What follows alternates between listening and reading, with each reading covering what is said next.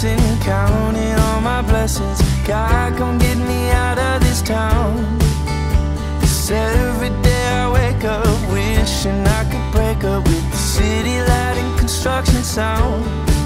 I couldn't wait to move, I had so much to prove. It was all I could do to get away. But now that I'm here, I'm filled with fear. In the mirror when I look at my face, all I see is an empty heart and broken dreams.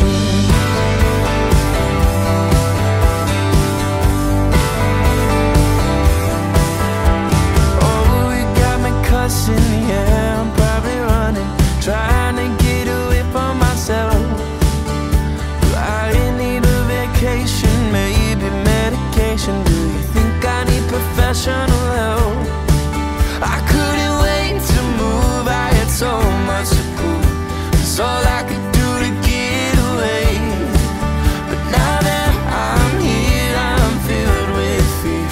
In the mirror when I look at my face, all I see is an empty heart and broken dreams.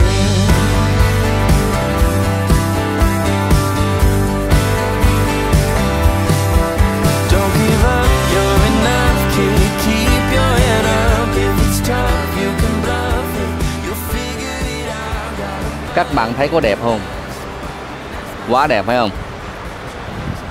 Chúng ta đang ở Fort de Soto, là một cái địa điểm du lịch rất là đẹp, gần Tampa. Từ Tampa chúng ta đi xuống Fort de Soto khoảng chừng 30 tới 45 phút là chúng ta sẽ tới một cái nơi đẹp như thế này. Ở đây cát trắng mịn đẹp luôn, tắm được nha, bãi biển này tắm được. Và phía sau lưng của Vân Sơn á, là một cái pier, một cái cầu tàu kéo dài ra ngoài kia.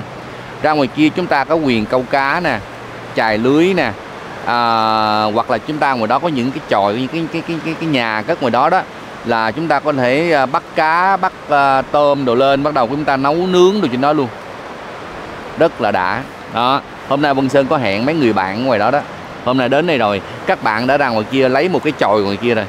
Mình nói là cái chòi chứ thiệt ra là nó là từng cái nhà đó, các bạn thấy không? Đó, từng cái chòi vậy đó. Các bạn ngoài kia đã nguyên cái chòi ngoài kia rồi. Bây giờ chúng ta đến Fort de Soto, chúng ta ra đây chúng ta tìm hiểu và chúng ta enjoy nó. Ok, let's go.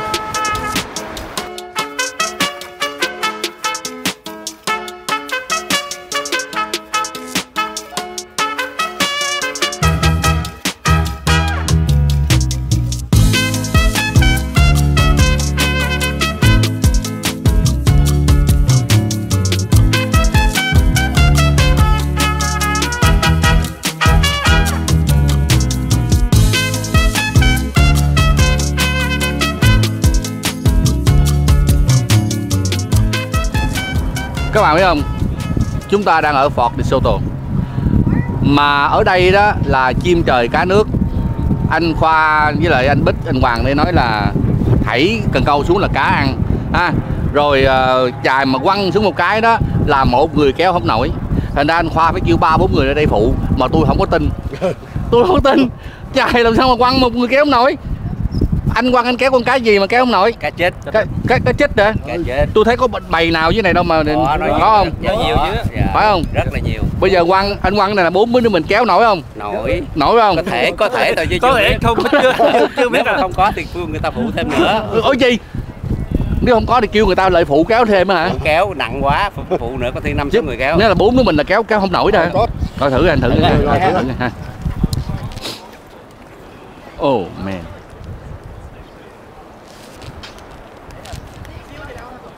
Quá giỏi luôn, bắt cái tay lưới là thấy professional rồi.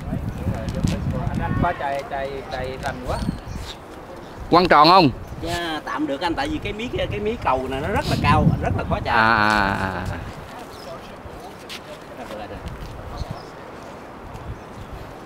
Rồi xong chưa? Rồi chúng ta vé đi. Cho bung ra ngoài luôn Tư ơi. Có không ngoài đó? Bung ngoài nó coi dính. Người đó hả? Trên cầu luôn á. Có không biết có cá. Có. Nhóc luôn, tao thấy nó. Rồi, một đống luôn. Đóng luôn, cái này là cái này tròn dữ luôn á. Tròn dình luôn đó, nó tròn dình luôn.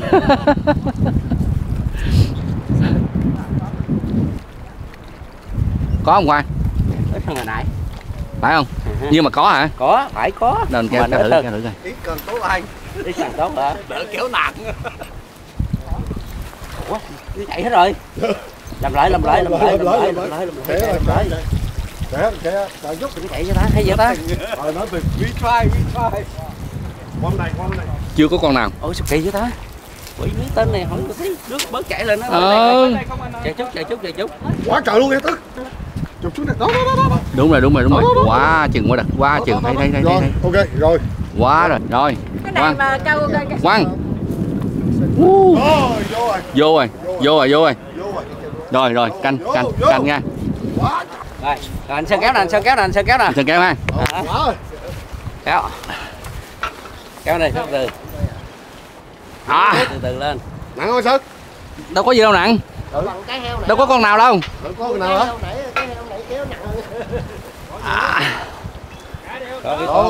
Đúng rồi. Chết mẹ. Ủa sao mẹ? Hả? Ủa cha. Wow. Nổi rồi. Nó vậy. Hết nổi. Kéo lên. Kéo lên, coi chừng cái heo lấy. Mẹ tôi xả luôn hay là bắt lên luôn. Nó lấy lên xào cho Phủ ra phủ kia lên. Đó, cắm lên. Lên. Đừng kéo đó. Kéo sao nè. Dây kia nổi. Hả? Kéo gì nào? Đúng rồi kéo này, đúng rồi kéo này dễ Từ từ nghe, ok. rồi cái chừng nó dướng Rồi nói mà thôi, đó. Rồi, Ok. cho. Cái này nè, phủ này nè. Ok nè. 1, 2, 3 lên. Rồi lửa cá bự đi, lửa cá bự qua. Lớn. Đi nha, ok. Hai lửa cá bự bắt về. Bớt ơi. Lửa cá bự đem về con ăn. Được, lửa cá bự kìa, lửa mấy cá bự á. Bự á. Trời không nè. Được không hết đâu. Hết đâu. Hốt đạn mới đi rồi, bao nhiêu thả. Nó lửa cá bự á, cá bự có rồi. Cãi hốt đại mà muốn chiên kìa. Rồi, đặt cái dài bỏ xuống. Ơi, còn sao? Còn kéo. Bỏ xuống. Mình thớt rồi đó. Tôi không tin. Trời ơi trời. Thiệt hả? Khoa. Tôi không tin luôn mà con ơi. Tôi không có tin là quăng cái chài xuống bố bên em kéo. Trời, kéo phòng tay muốn dợp tay luôn. Man. Cả ngàn con á. Đâu cả ngàn nhiều, mấy ngàn nhiều lắm. Mấy ngàn á hả? Ôi chú cha ơi. Lửa cá bự đi. Ê, mình có cái gì mình hốt không?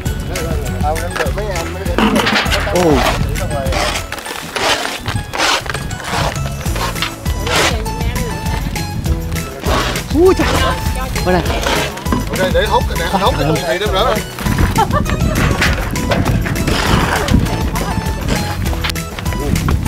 Được chưa? Bỏ cho ai? Tắm tôi đâu.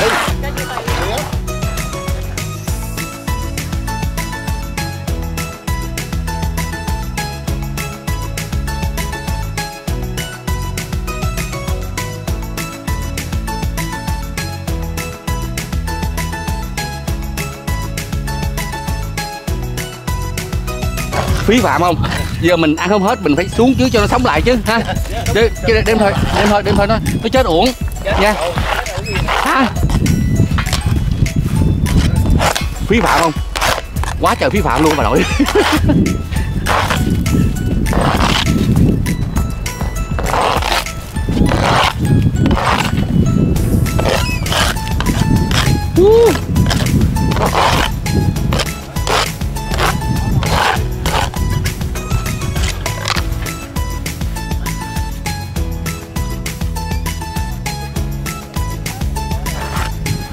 Bên Cali là cá này không có anh các bạn. Cá này là chỉ có cá có ở những cái vùng biển mà biển nhiệt đới đó nó mới có. Chứ nếu mà biển thường nó không có đâu. Biển lạnh đó là cá trích này nó không có.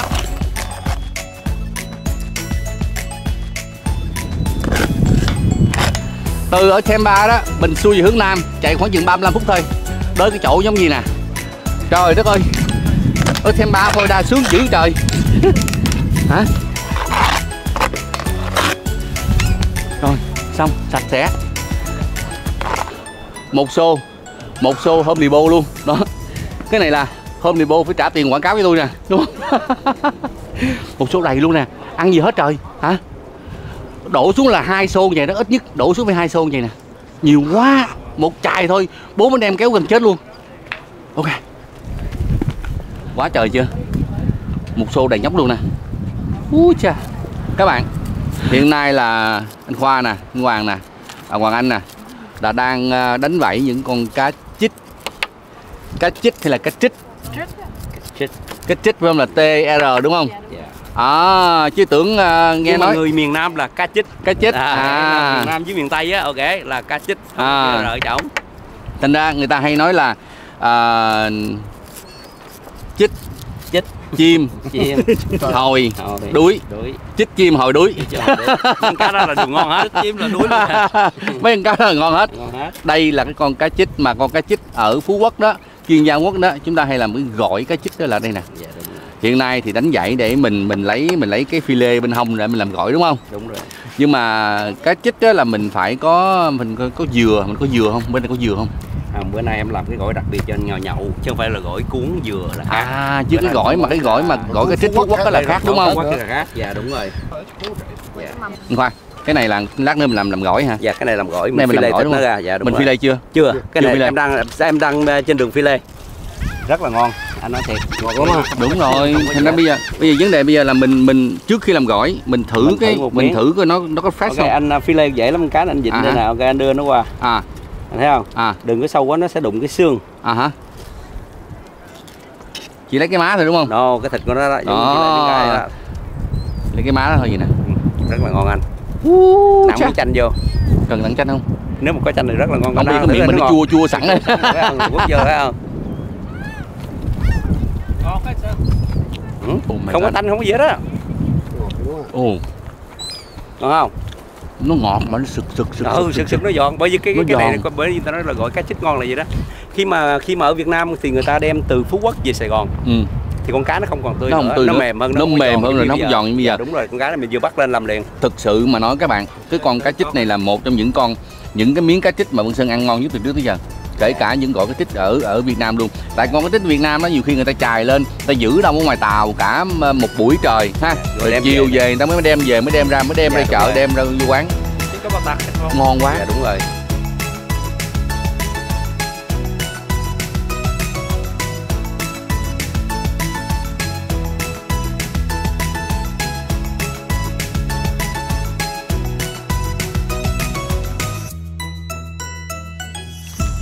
Anh sẽ bỏ ra miếng nước. Nếu mà các bạn mà làm gỏi á, nhớ là đừng có để nó sẽ mềm con cá lại, lúc nào nó cũng phải có nước đá.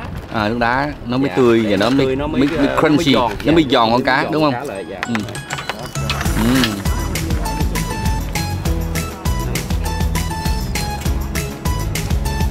Còn ở bên này á, là Hoàng Anh nè với lại anh Hoàng nè là đang làm để mà chiên đúng không?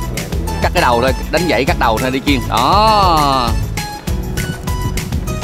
Nhưng mà ngộ lắm nha. Có người thích ăn con cá chích lớn. Nhưng mà sự thật ra con cá chích lớn làm gỏi nó không có ngon anh. Cái xương nó sẽ bị nhiều hơn. Đúng rồi, con nhỏ, con này nó vừa ăn, con này đối với em là con này là vừa ăn nhất tất cả những con cá chích em bắt rồi, cái này là rất là vừa ăn. Size này vừa ăn phải không? Đúng rồi, size này là nó mới vừa 18 à. 17 rưỡi. 17 rưỡi.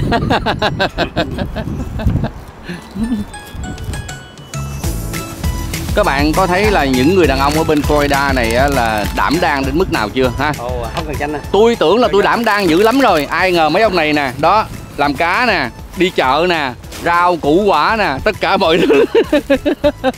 Gì giỏi dữ vậy? Hả? Chút xíu nấu canh chua. Nấu canh chua nữa. Trời ơi, nói nghe nè, ở nhà em có nấu nướng gì cho bà xã không? Dạ em nấu everyday mà. Em là người nấu everyday. Dạ đúng rồi.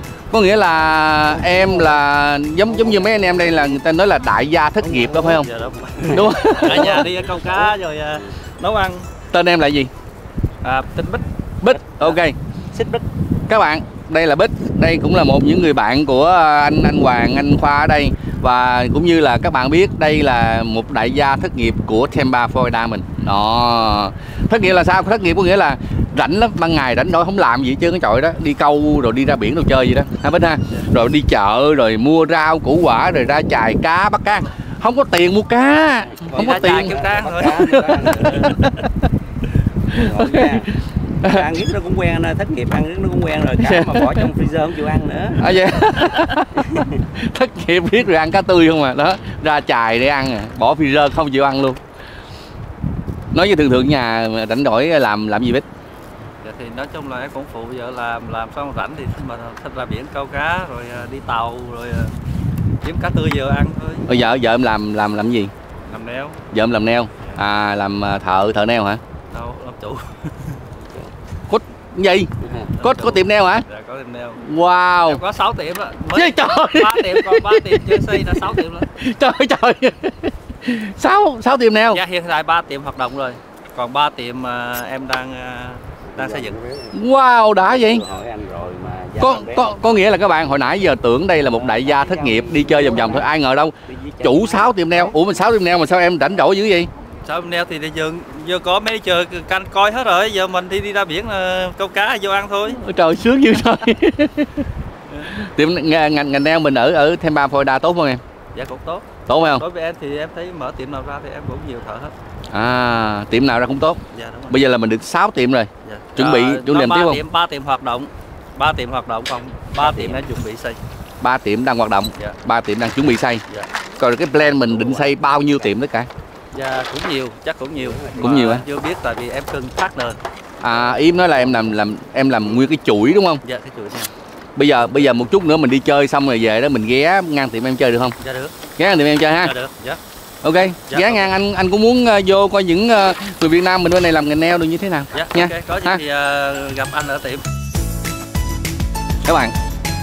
Các bạn đang thưởng thức tài năng của Sếp Khoa.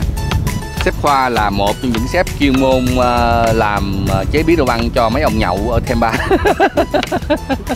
Mặc dù nhậu thì không hay lắm, nhưng làm đồ nhậu thì rất hay. Đúng không? Đúng rồi. Đầu tiên đó là mình làm cái củ hành. Củ hành thì mình có cần là củ hành vàng, củ hành trắng, củ hành ngọt, suýt gì không? Củ hành tùy người thích củ hành mà không sợ hôi hành nhiều ngọt đó thì xài củ hành ngọt. Còn mình thì xài củ hành vàng. Củ hành vàng. Regular. Nó vừa hăng hăng, nó vừa ngọt ngọt, dạ, đúng không? Rồi, có mùi hành. Ok. Dạ. Cái gỏi của mình á được gọi là tên gì? Mình có tên chưa? Em chưa có tên nữa. Còn như gỏi này là cũng khoa chế phải không? Em chế cái này. Ok. Em chế. Dạ, đúng rồi đầu tiên hành mình sắc sẵn vô.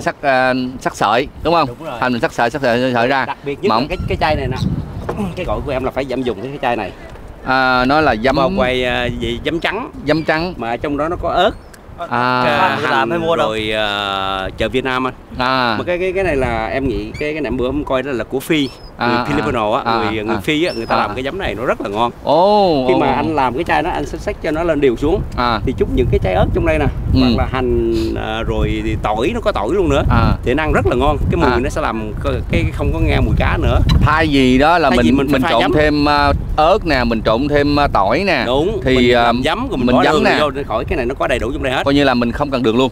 Dạ không. Đường thì có thể người nào mà người ta thích á.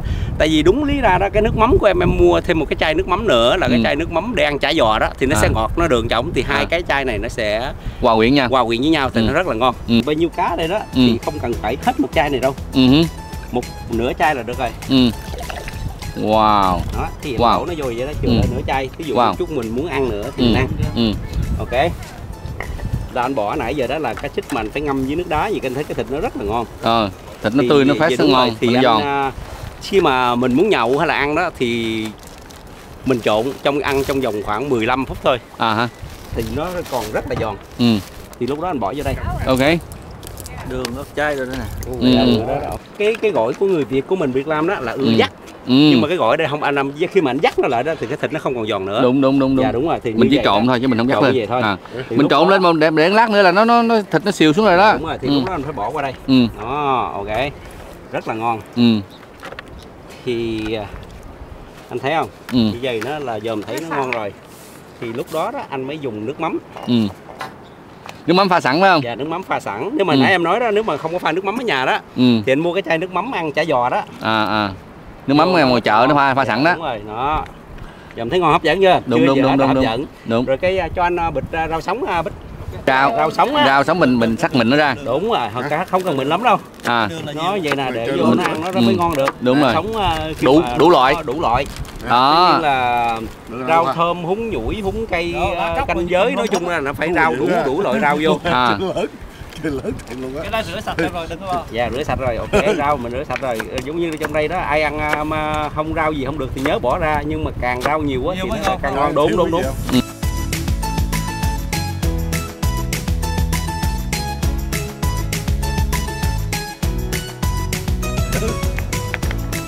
Không mà này trộn rồi mới hỏi nha. Hồi nãy đó khi đi restroom có rửa tay không? Rửa. Nãy làm cá ra đấy rửa rồi. Đó, các bạn thấy không? Vậy rồi. Thấy chưa? Đó. Đây là cá nè. Luôn, cá, đó. Rau. Đó, cá nè, đó để rau nè, đó, để hành vô nè. Đúng rồi đó. Mà tôi làm 2 miếng cá được không? Được luôn. Được luôn phải không? Dạ. Miếng qua chơi. Anh làm em thấy ngon quá, hấp dẫn quá. Tôi nói nghe nè, không phải các bạn thèm không đâu, mà tất cả những người kia đều đang thèm, chảy nước miếng như tôi nè, nước gì mà. Trời đất ơi, nó béo lưỡi luôn á. Cho biết vừa ăn chưa, để em còn nêm nếm lại nữa, tùy theo khẩu vị của mỗi người, chua nhiều hoặc là chua ít.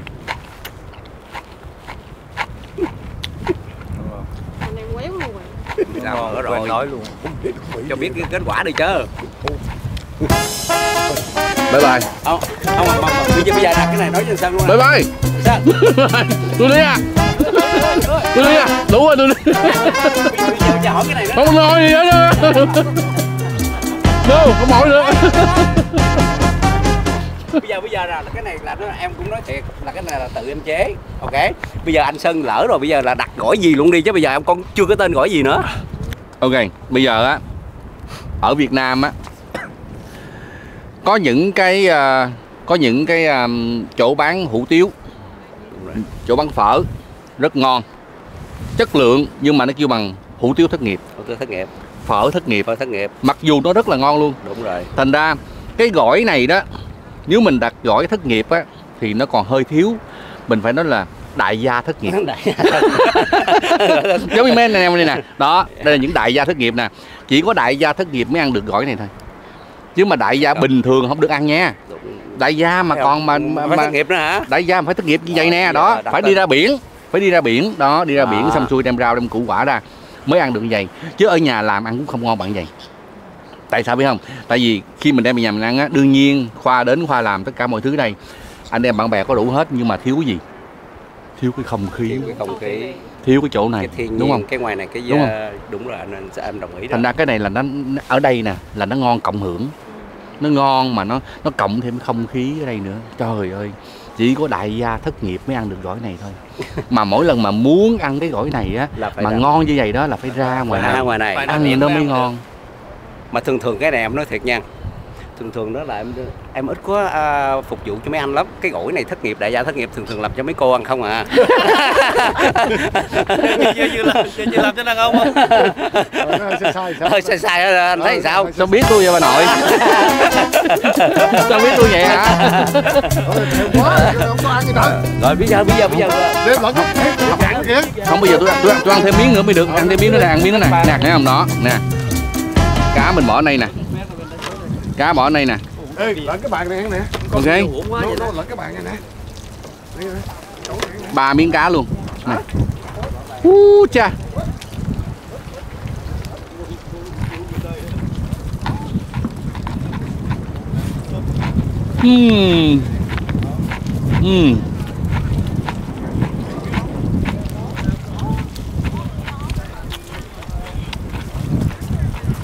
Tác giả nè, tác giả muốn gọi đại gia thất nghiệp.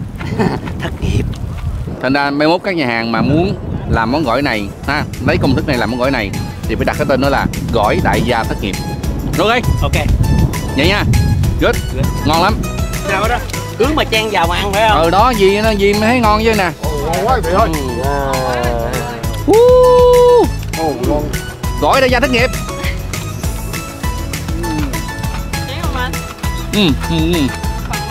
Thật ra em còn ốm không? Chui áo bạn. Mà anh Trân công nhận là không có tanh, không có gì phải không? Giòn ngon, rất ngon phải không? Có cái ớt, các cái ớt là đúng không? Tương tự. Vô cái nè.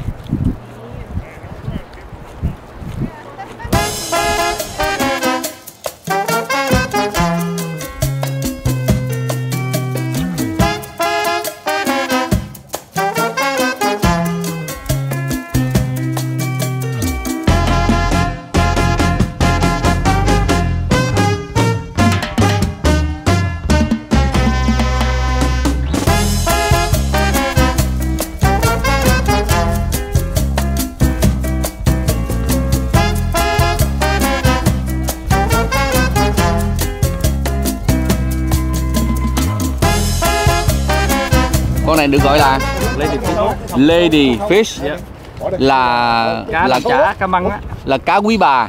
Cá măng, con đi làm chả ngon lắm. Cá măng. À, cá măng hay là nếu mà gọi mình là Lady Fish là cá quý bà đúng không? Cá quý bà mà là cá măng. Con cá này là làm chả là perfect. Dạ đúng rồi. Làm chả là ngon. Ngon hơn cá thác lát. Ngon hơn cá thác lát luôn. Biết làm không? Biết. Chút xíu làm giờ nè. Chắc không? Chút xíu làm giờ. Chắc phải không? Dạ. Bây giờ mình mới con còn phải không? Có 2 con. Con cặp rồi hả? Câu hả? Wow. What?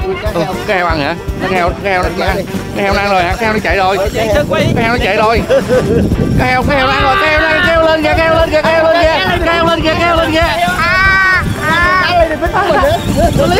Nó chạy răng nó chạy rồi. Nó chạy rồi, nó ra ngoài kìa. Nó chạy ra ngoài kìa. Con dính được một con Lady Fish, con cá heo lấy kìa, lấy chạy kìa, còn chạy còn thấy kìa, thấy không?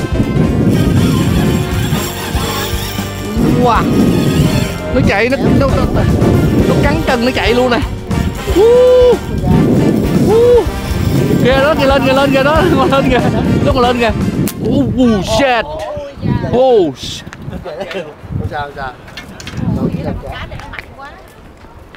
Các bạn mới vừa bắt được con Lady Fish là con cá măng đó.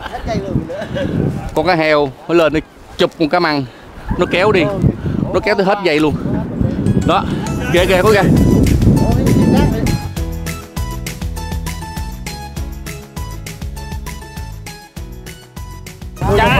Chả cá nấu canh chua. Quay, khoan. Cho hỏi nè. Bây giờ là món thứ hai là canh chua chả cá. Canh chua chả cá. Chả cá canh chua hả? Có nghĩa là mình làm chả cá xong mình nấu canh chua đúng không? Rồi cá muối chiên, cá chích muối chiên. Cái đó là món thứ ba. Bây giờ là món thứ hai là bây giờ tới ăn cơm. Bây giờ là chả cá nấu canh chua. Chả cá măng. Lady Fish. Có nghĩa là bây giờ mình lóc chả, mình lóc thịt ra, mình đánh thành chả. Không có chiên. Đúng, không có chiên. Chả cá tươi dắt cục lại nấu canh chua. Bích là lo vấn đề rau củ quả đúng không? Dạ, đúng rồi. Bên đây bắt đầu cạo dãy ra. Cạo dãy ra. Wow. Cái cạo anh không cần cạo hết vậy đâu. Cạo ở trên này thôi là để mình khi mình làm á, mình làm đừng có dính dãy đúng không? Dạ đúng rồi, khi mà phi lê miếng thịt ra nó không có dãy trọng. Trên này thôi, trên cái đầu này thôi mà anh. Trên này nè, đó. Vậy là được cái đầu này. Anh cắt không cần phải cắt o rồi quay xuống. Không cần tuốt xuống dưới giữa chừng kéo. Mình kéo ruột ra luôn. Dạ đúng rồi, hay quá. Khoa ơi, chắc vợ em thương em dữ lắm Khoa. Hên xui gì. Những người này người ta kêu bằng gì phải không? Có danh từ đặc biệt là kêu bằng làm mọi vợ đó. Ok, còn khi mà anh phi lê con cá đó thì anh phi lê tránh cái xương nó ra. Ok. Không phải giống như phi lê con cá thường của mình để ăn.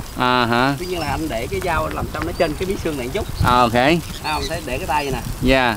Không thì cái nó không có vô cái bụng con cá. Đứng mình bít em. Không, khi mà anh thấy ra vậy nè. Thì ra đây thì chút mình lật lên nè, thấy không? Thấy cái mâm nữa. Wow. Em không có vô trong cái bụng của con cá, nó sẽ bị hôi một chút. Đúng rồi. Đó, đúng rồi. Lúc này là em cạo được rồi nè. Đúng rồi. Thì giống như vậy đó thì bắt đầu em mới trở lại, em để là chiều này. Em mới cũng làm vậy đó. Phi lê thêm bên này nữa. Thêm bên này nữa. Ok. Ok. Wow, khéo dữ trời. Cạo làm miếng miếng vậy đó phải không? Bỏ cái thất đỡ đi. Không, mình thấy phi lê là ra rất Tươi lắm mà, phải để cho. Này Hoàng Anh nó cạo giỏi ghê nha. Ở nhà chắc cạo gió cho Hoàng dữ lắm mà.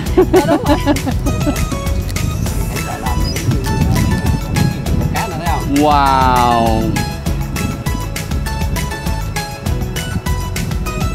Dài dữ lắm mà Sơn. Dài nhưng mà cái dài.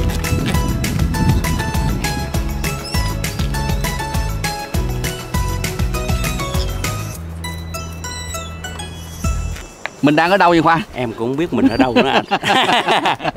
Mình đang ở nơi nào ở trái đất này mà nó sướng dữ vậy trời? Hả? Phật thì Soto hả? Dạ. Ủa Phật Soto bia gì? Phật Soto sướng dữ gì sao? Các bạn ơi, không có cái chỗ nào mà Vân Sơn nghĩ nó sướng hơn chỗ này đâu các bạn. Ha? Đi bích lai đi hả? Mình chỉ cần chạy khoảng chừng nửa tiếng đồng hồ ra biển cũng được hay là lên những cầu tàu gì cũng được. Cá đầy hết trơn. Ở bên California là Vân Sơn chưa bao giờ thấy được những cái con cá mà nó vô đến cầu tàu mà nó nhiều đến cỡ như vậy. Và nó đa chủng đa loại như thế này. Ha, nhiều, tất cả là nhiều loại. Vân Sơn nhiều khi Vân Sơn nghĩ đây không phải là nơi nào đó của trái đất mình nữa. Nó là thiên đàng hay đâu á ha Khoan. Đúng rồi, mua chưa là thiên đàng ở Florida là thiên đàng của nước Mỹ đó. Ồ, thấy không? Mua tháng này á là qua đây ok nè. Bích mới nói gì? Bích mới nói Florida là gì? là thiên đàng của nước Mỹ đó. Florida là thiên đàng của nước Mỹ. Lý do tại sao? Trời mát đẹp, rồi câu cá, rồi là ăn uống nấu tại chỗ. Chỉ có lâu ông lên ông hốt mình nó điên lần thôi. Đúng rồi. Mà em qua đây hình như qua đây cũng 7-8 năm đâu thấy bão đâu. Nói gì sướng quá phải không? Sướng. Em thích quá sướng ha. Em thích ở đây. Anh biết là bà Hạnh Phước không? Bà Hạnh Phước làm sao? Bà làm gì? Hạnh Phước á là nhồi bằng cái này nè, hai tay này nè. Nhồi gì? Nhồi cái kia nhồi cái kia, nhồi cái gì? Nhồi cái kia có kinh nghiệm. Cái kia là cái gì? Sau khi ta sửa ngực xong rồi ta ông này ông làm cái đó. Ông làm massage đó. Nhồi bột mì. Bánh bao. Rồi xong cái bắt đầu là ông diễn luôn á, ông bóp chả cá luôn á. Ủa vậy là xong rồi đó hả? Chưa. Vậy chưa anh? Quay, bây giờ mình bỏ gì vô vậy? Đường anh. Đường hả? Còn bao nhiêu đây? Đường. Một muỗng đường. Một muỗng đường. Dạ. Đó. 2 con cá măng, 1 muỗng đường. 1 muỗng đường. Chút xíu thôi nha. Chút xíu, khoảng 1 phần 8 muỗng bột ngọt. Không tới nữa. 1 phần 8. 16, 1 phần 16. 1 phần 16, dạ. ok. Cái đó là cái gì? Muối. Xin chút miếng với nước mắm không? Nước mắm có. Hơn nữa muốn muối không? Nước mắm tươi đó đúng không? Nước mắm tươi đó, cái này là gì? Muối đó phải không? Chút xíu muối nữa. Khoảng nửa muỗng muối ha. Được rồi. Ok, xong. Nửa muỗng muối. Nửa chút xíu bột nêm. Chút xíu bột nêm. Bột nêm là bột nêm cà no rồi phải không? Bột con gà rồi đúng không? Con gà rồi. Ok. 1 muỗng luôn. Không, đủ rồi. Good quá. Nhưng mà cái này á là anh Sơn thấy gì nè. Thì miếng chả mình chút xíu nó sẽ cứng. Không ngon. Anh Sơn đừng có sợ. Đúng. Mà thấy không? Phải để cho một chút nước, đừng có để cá này là cho chút nước vô là mới ngon. Khoảng nhiều nước đó vô. Anh Sơn thấy là mình phải trộn nước vô, nước mắm vô. Dạ, cho nước mắm vô. Mấy muỗng nước mắm? 2 muỗng đi, 2 muỗng nhỏ. 2 muỗng nước mắm. 2 muỗng nhỏ đó được rồi. 2 muỗng cà phê đó. Dạ đúng rồi. Rồi, mình có bỏ tiêu không? Ở đây có tiêu không? Có tiêu.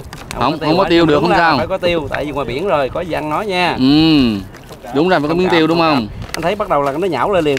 Ok, anh thấy là nó không có còn giống như là hồi nãy mà nó stick, nó khô nữa. Đúng. Nó càng nhão càng tốt. Không, nhờ cái tay bóp nè. Dạ, phải không? Anh nói cho em nghe là bà Hạnh Phước bà đang đi đăng cái tin là thất lạc nhân viên đó.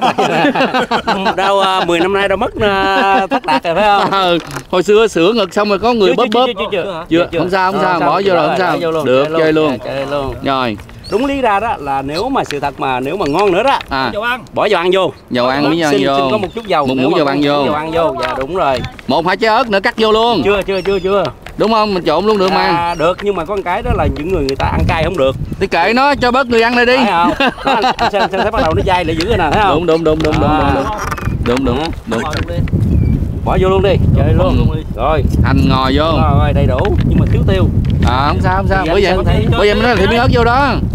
Dai rồi đó, ok. Dai rồi đó. Nhưng mà anh Sơn thấy không? Cái này đó thì tùy độ mình ăn. Cái này là dai cứng. Đối với em là dai cứng. Ok, dai mà nhưng mà hơi cứng. Thì nếu mà anh trộn như vậy đó. Dầu ăn vô. 1 muỗng 2 muỗng gì cũng được em, không sao đâu, đừng có sợ. Chút xíu bóp nó lại là hễ mà nó không chịu ngon á thì anh bóp nó sẽ ngon à. Ok, anh thấy không? Anh thấy bắt đầu nó mềm lại chút nè. Anh thấy cái mùi nó ngon không? Nhưng mà nếu mà đối với em á là anh muốn ăn cái miếng già chả mà cho nó thiệt là giòn, mà nó thiệt là mềm, mà nó giòn mà nó dai luôn đó. Thêm chút nước nữa. Thêm chút nước nữa hả? Đó. Ngộ ha. Cái con cá măng này đó có nhiều người á, anh thấy nó dòm thấy nó ghê, nó bợ gầy nè. Bóp lát nó dính lại. Đúng, nó chín nó xuống lại nó rất là ngon luôn. Anh thấy giờ nó thấy ghê, giống như mình thấy là nó tả tơi hết rồi chứ gì. Nhưng một chút xíu anh thấy nó sẽ dính lại, nó ngon lại. Nhưng mà nhìn cái mặt Khoa bậm trợn quá mà cái bàn tay bóng quá nha. Cái bàn tay này là nhìn thấy bóng dữ lắm luôn rồi đó. Cái bàn tay này là bởi vì em giống như anh Sơn nói đó là chắc nay mai em phải chở qua bây giờ về Thẩm Mỹ Dân Hạnh Phước phải không? Thẩm Mỹ Dân Hạnh Phước nữa rồi. Sơn thấy ngon không? Ngon quá, nhìn thấy ngon quá. Xuất sắc. Nhưng mà cái này là một lát nữa là mình làm mình đâu có chiên đúng không? Muốn chiên thì chiên, muốn nấu chua thì nấu chua. Nấu canh chua. Nhưng mà ở Việt Nam như vậy đó, anh biết anh Sơn biết ăn cái gì không? Ăn gì? Người ta kêu là tả bí lù. Lẩu. Tả bí lù. Tả bí lù. Dạ đúng là miền Tây á là cái chả cá này thôi chứ nó không có cần phải là thêm thịt thêm tôm gì nữa hết. Thì người ta ăn chả cá này đó là dưới giống như làm canh vậy đó, nó ngọt ngọt. Cái nước súp của nó không có chua. Thì cái đó người ta kêu là tả bí lù. Tả bí lù. Dạ đúng rồi. Nhưng mà viên là ngon rồi nè. Viên là em chọn miếng chả là đủ rồi đó, là ngon rồi đó. Dai quá, nó dai mềm ngon lắm, không sao đâu. Anh làm hoài. Nhưng mà anh có cái chả này có tên rồi. Chả gì? Chả cá ông Tư. Tại sao chả cá ông Tư? Tại vì ai cũng ăn nói ngon quá, từ đâu ra em thứ tư mấy cái con kia đặt là chả cá ông Tư. Chả cá ông Tư Rồi bây giờ là chơi nếu mà bỏ ớt vô được rồi đó. Chưa? Rồi. Đây. Quá ngon ha. Dạ, ngon rồi đó, miếng chả ngon rồi đó. Xuất sắc quá. Anh Sơn thấy là cho anh xin miếng dầu vô đây mấy em. Cái tay của anh nó làm miếng chả bóng lên cho nó đẹp.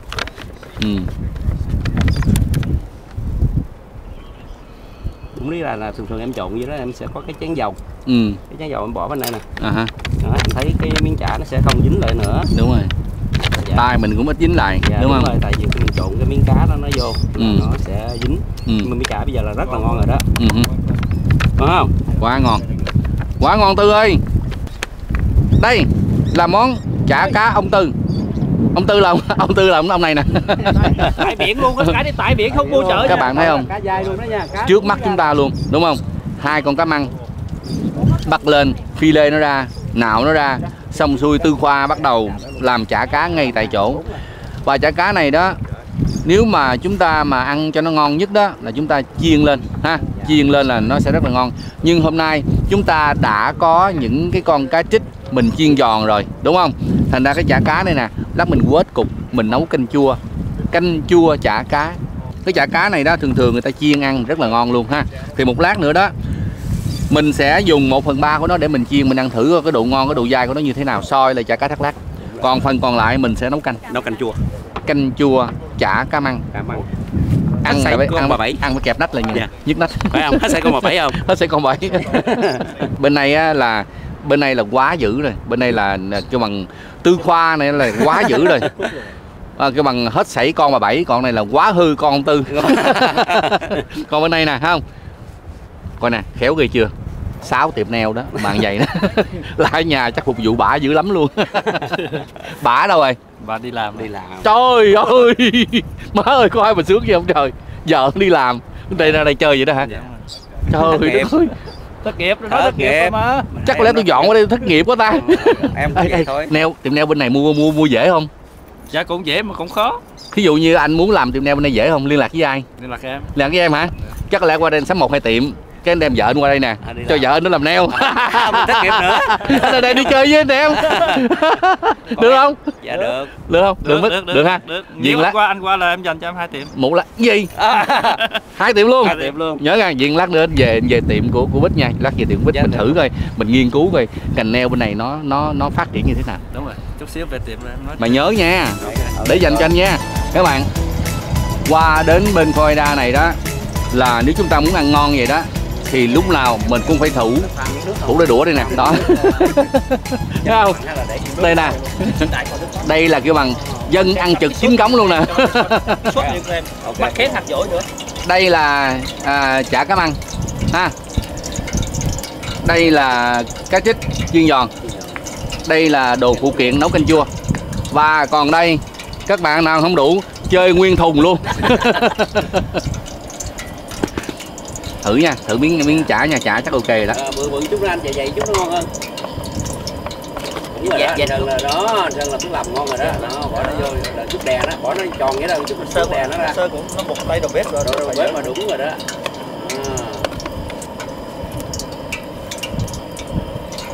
Rồi đè, chút xíu anh đè nó. Đè nó nữa, xuống chút nữa. Rồi, nó cái đó là đẹp rồi đó Sơn, đúng rồi đó. Rồi. Bốc 2-3 miếng đi. Men, miếng chả nó dài quá nè. Nó dài, nó tưng luôn đó nha.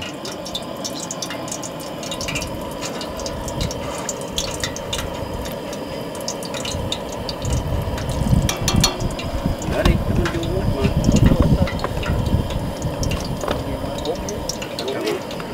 ở đây mình có bao nhiêu miếng?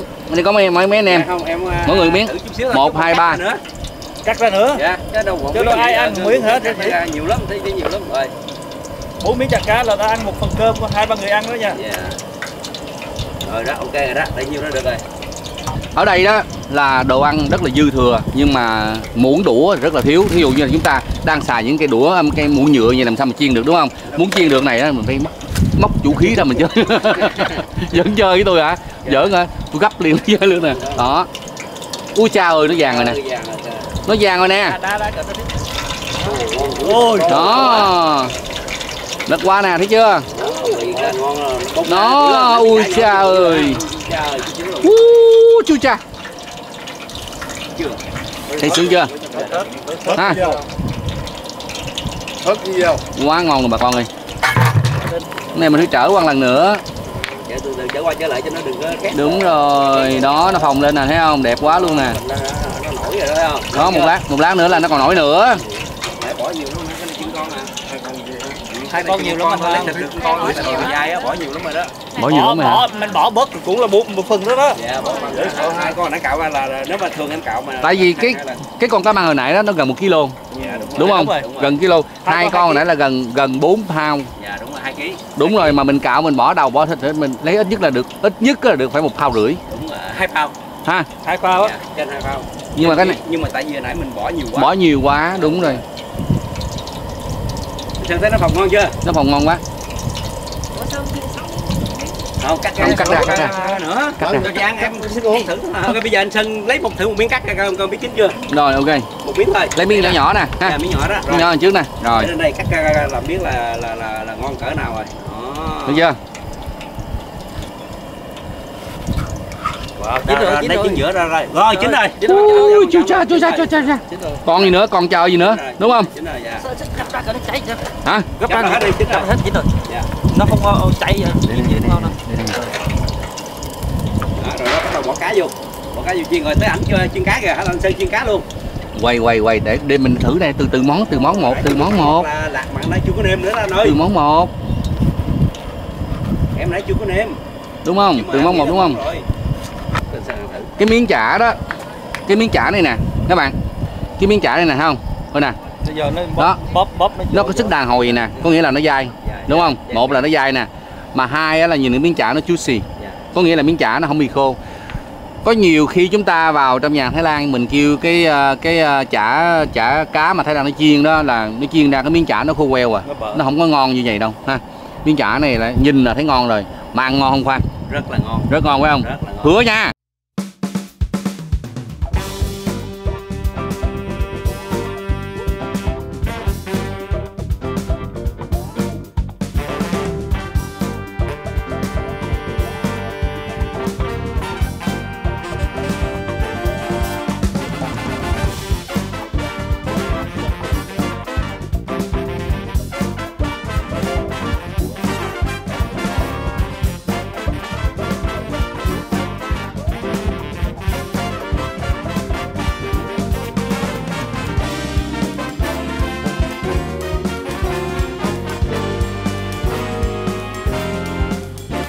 Ngon quá.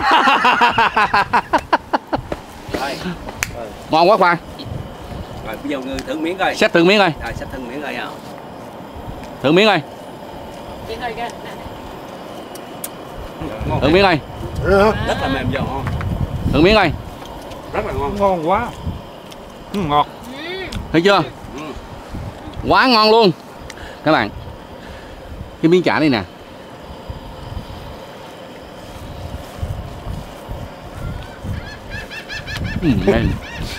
mà cái này không có bộ à. Mà cái này hỏi thiệt anh Sơn nha. Có nên sửa cái tên nó lại không chứ chả ông Tư thấy nghe kỳ quá phải không? Chả ông Tư cho nó hèn quá. Nó hèn quá. Đâu phải chả gì. Người ta là chả công, chả phụng, chả rồng, chả gì, chả ông Tư cho nó hèn quá. Chừng nào mà mắm ông Tư thì nghe được. Mình đặt tên Mỹ. Còn chả cá ông Tư nghe kỳ quá. Chả cá Florida. Hả? Chả cá này dính luôn nè. Chả cá quý bà. Chả cá quý bà. Con cá nó là lady fish. Chả cá quý bà đúng rồi. Lady là quý bà đúng không? Đúng chả cá quý bà. Chả cá quý bà. Trời ơi. Đó, thành ra các bạn từ đây về sau nha. Các bạn vào nhà hàng, các bạn thấy ăn cái món chả cá mà đề chả cá quý bà đó là nó phát xuất từ đây. Từ chả cá ông Tư mà biến cải qua tới chả cá quý bà. Ngon quá các bạn. Cái miếng chả cá các bạn biết sao không? Nó dài, nó mềm, nhưng mà nó giòn, chứ không phải là nó mềm mà nó bị ỉu nha. Cắn vô nó mềm nhưng mà gần tới hết cái miếng chả nó là cái thụp một cái, nó giòn, nó bể, nó bung ra. Mà nêm nếm vừa ăn nó ngọt. Nó ngọt ở đây đó là đầu tiên là cái con cá quý bà này nó ngọt quá. Thường quý bà nó đã ngon rồi ha, mà được qua cái tay của Khoa mà nhào nặng bóp rồi vô thêm rồi nữa. Từ Hạnh Phước đưa về. nhân viên của Hạnh Phước rồi qua tới Bích Ngọc luôn nữa. Bao nhiêu khóa nhồi nặng mới nặng được cái miếng chả như thế này. Mà thực sự mình nói là ăn miếng chả ngon nhất trong đời thì nó kỳ quá, nhưng mà thực sự nó là vậy. Nó ngon quá, thực sự ngon quá. Hồi xưa giờ mình ăn chả cá là cái gì? Là mình vô chợ mình mua ra mình ăn, đúng không? Hoặc là thí dụ như ở nhà mấy chị mấy cô đồ đi mua cá đồ về nhà đánh chả cá cho mình ăn. Nhưng mà lần đầu tiên ăn con cá câu dưới biển lên, đánh cá ngay tại chỗ 15 phút có chả cá ăn liền. Chỉ có chả cá quý bà do Tư Khoa làm mới ra. Ồ, ngon quá ngon luôn, tuyệt vời. Đây có thể nói là lần đầu tiên Vân Sơn thấy nha. Trước đây thì không biết có ai làm hay không. Lần đầu tiên Vân Sơn thấy bắt con cá dưới biển lên nạo, trong vòng 15 phút chúng ta có chả cá chúng ta ăn. Lần đầu tiên luôn, lần đầu tiên trong đời luôn. Và Vân Sơn nghĩ là đây là lần đầu tiên mà tất cả mọi người thấy luôn. Thề luôn. Rồi,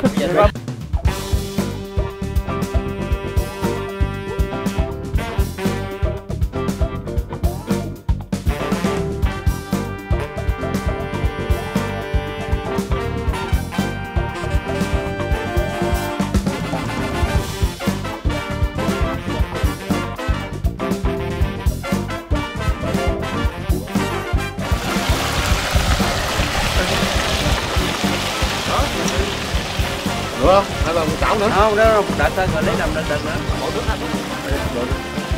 Thiệt tình luôn á. Các bạn mà coi cái video này là các bạn mê lắm phải không? Xuống đây hết.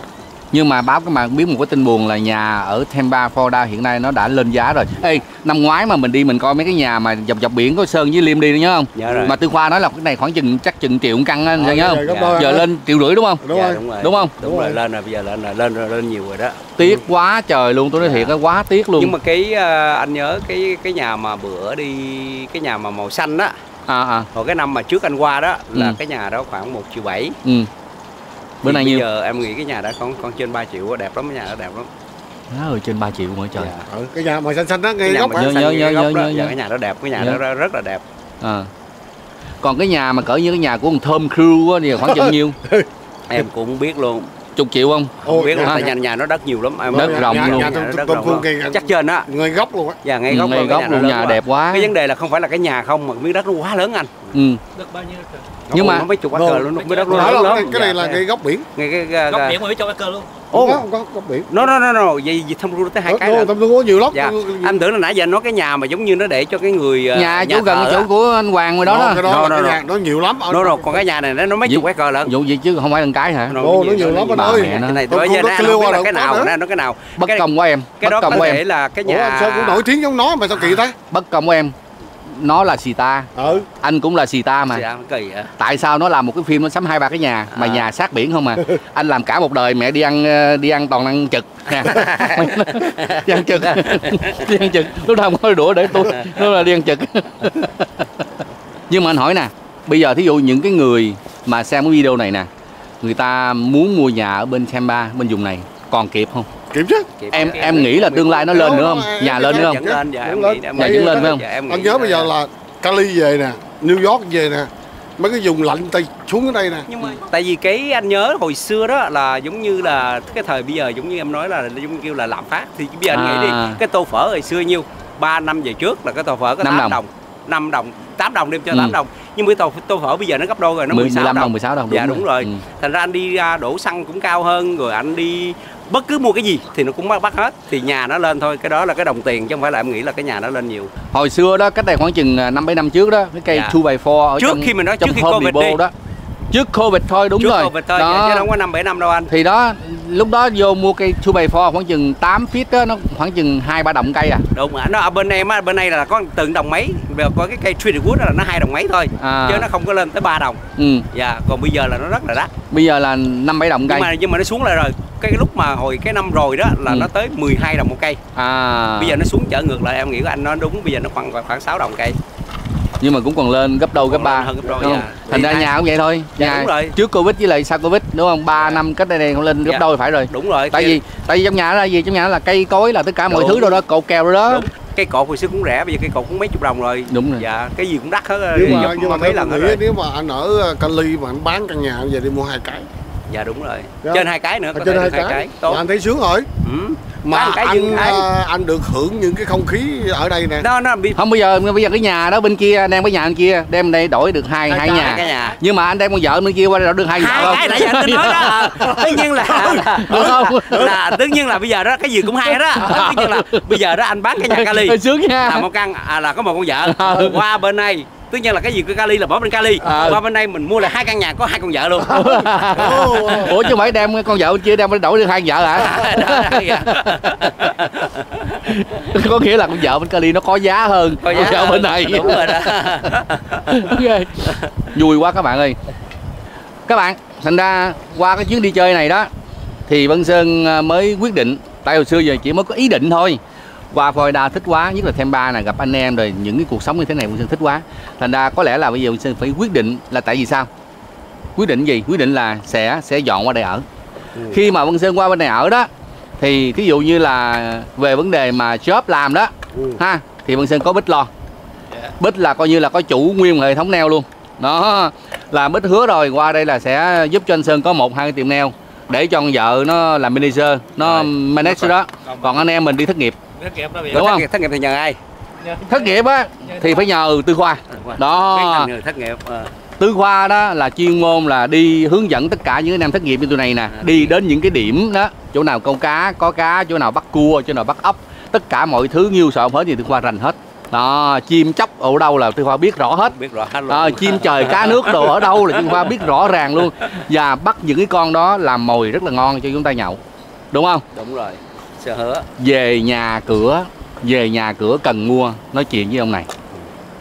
Ông này là ổng không phải là ổng build nhà nha, nhưng mà nhà của ổng là lố luôn, bán sỉ luôn chứ không phải bán lẻ. Thiệt luôn á. Đó, thành ra một lần nè, nói các bạn nghe nè, các bạn nào nha cần mở tiệm nail liên lạc với anh Bích. Vân Sơn cho số phone được không? Cho được luôn phải không? Các bạn nào cần mở tiệm nail ha, dọn qua đây mà mở tiệm nail hoặc là làm nail bên này mà có cuộc sống như thế này, liên lạc với anh Bích, số phone đây nha.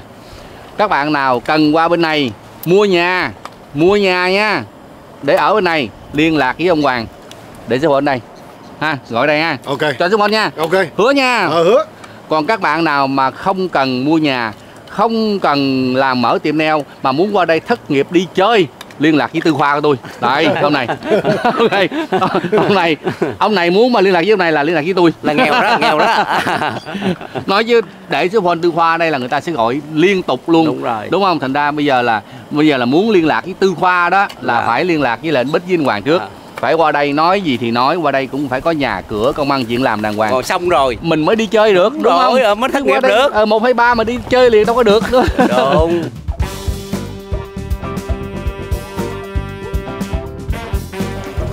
Cá chích kéo một lưới thôi là mấy ngàn con lên, mình cắt đầu chiên giòn như thế này rất ngon. Có 2 loại nước chấm, một là nước mắm chua ngọt, 2 là muối ớt mắc cá hạt giỏi. Trước khi chấm mình thử nó không có nó như thế nào nha. Trời đất ơi, nó giòn rụm mà, ăn luôn xương luôn. Trời ngon dữ trời.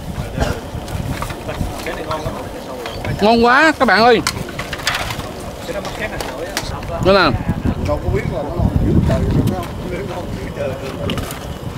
Bí quyết quá hả? Má ơi ngon quá. Ngon quá em ơi. Dạ ngon. Cá nhỏ nhỏ nên mới ngon. Thấy ăn giường xương nó giòn. Ăn luôn xương luôn mới đã. Ngon quá.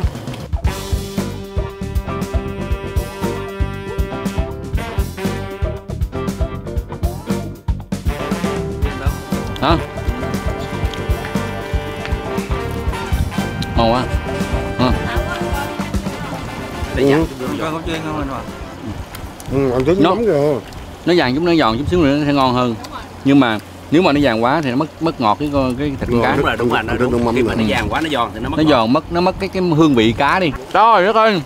Có miếng cơm nữa ngon quá ha. Ngon quá. Em nói thiệt chứ khi mà đi với mấy đại gia là sướng quá. Ít ăn quá. Nó làm nhiều mà ít ăn quá. Ăn miếng cơm, cái miếng cá chích chiên giòn, nó ngon gì đâu á. Chấm muối ớt, mắc kén hạt dổi nữa. Trời ơi.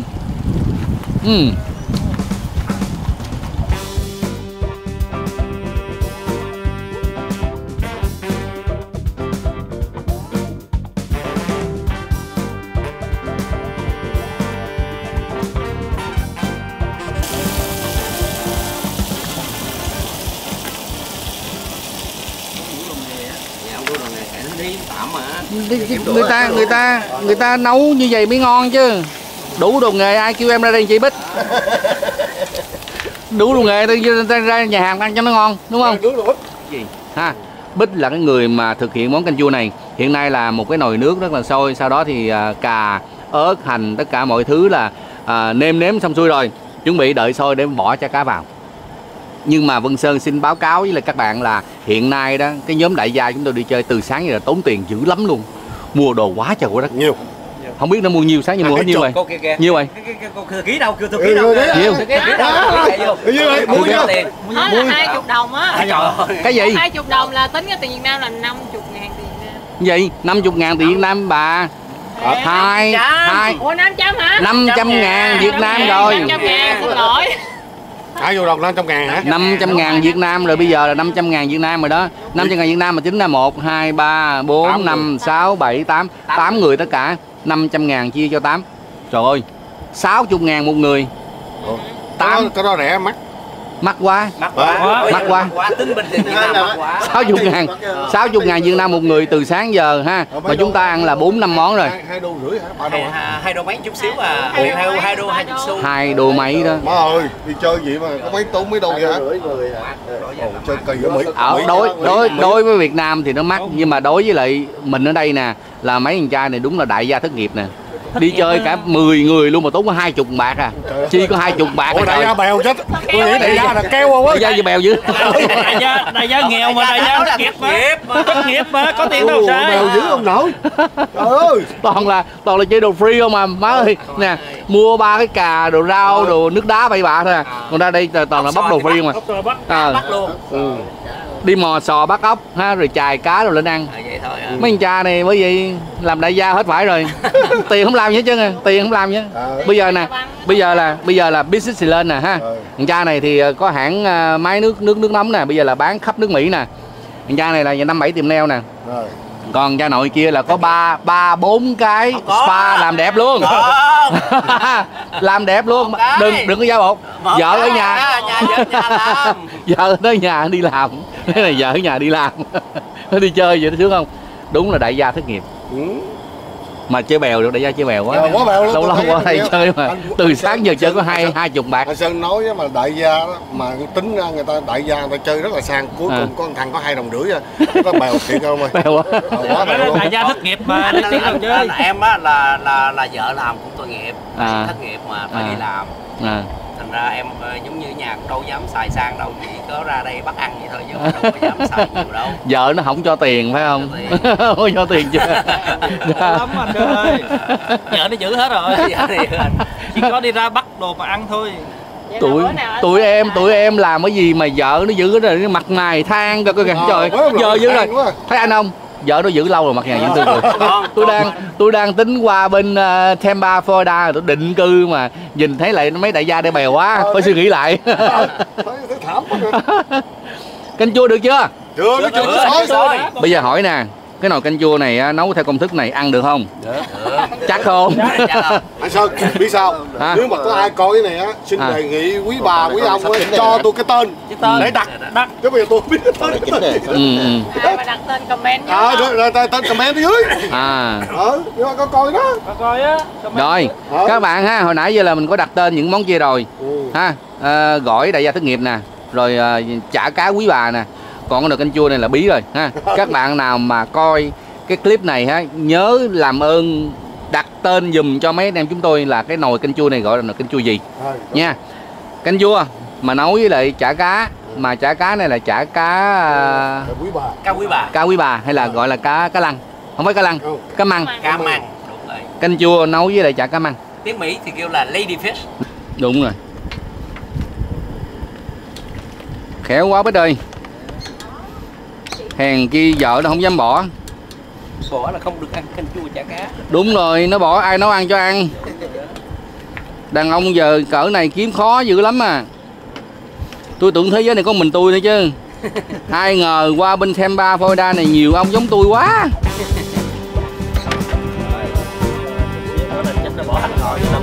Quá ngon.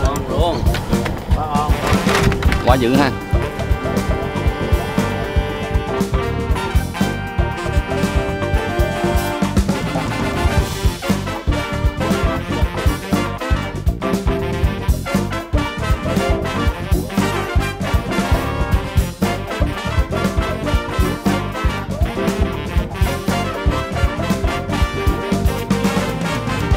Ôi chà.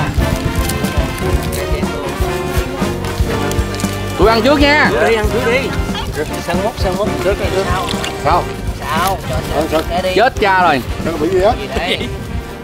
Cái nước này nè, cái nước canh chua này nè là phải về miền Tây ăn mới có. Phải không? mà phải về miền Tây ăn mới có, thực sự mới nói. Cái canh chua này á, ngồi nhá. mình nấu bằng chanh phải không? Dạ chanh. Hay quá các bạn. Chanh không có gì hết. Chanh không đúng không? Thành ra cái vị chua của canh chua này không phải là vị chua của me hay là vị chua của những cái như là lá vang hay là gì hết, mà đây là vị chua của chanh. Nó nhẹ nhàng, nó thanh lắm. Đó. Có cái này nè. Chanh mà màu vàng này á, nấu nó không bị chát, chứ còn chanh màu xanh á mà nấu là bị á. Chanh Mỹ đó. Chanh Mỹ á. Nấu nó không bị chát. Dạ. Còn chanh xanh mà chanh Việt Nam mình á, chanh Thái đó. Dạ, nấu bị chát. Ok. Đó là một kinh nghiệm nữa ha. Dạ. Rồi. Kinh nghiệm chứ hả? Vấn đề thứ hai, bây giờ nè thử chả nè. Dạ, thử chả đi. Đó. Rồi được rồi. Thử rồi.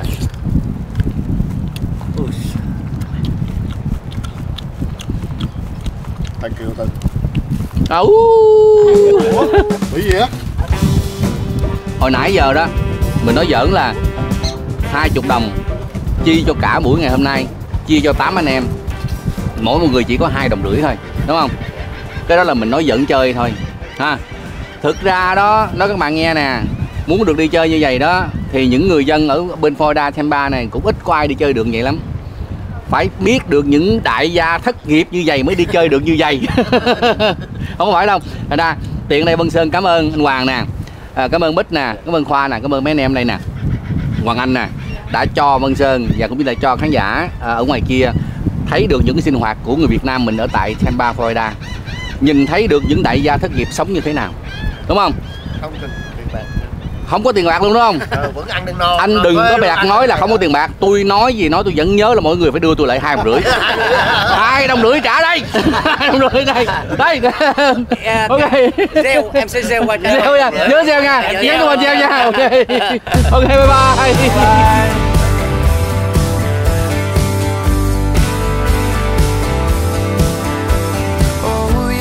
Stressing, counting all my blessings. God, come get me out of this town. 'Cause every day I wake up wishing I could break up with the city light and construction sound. I couldn't wait to move, I had so much to prove. It was all I could do to get away. But now that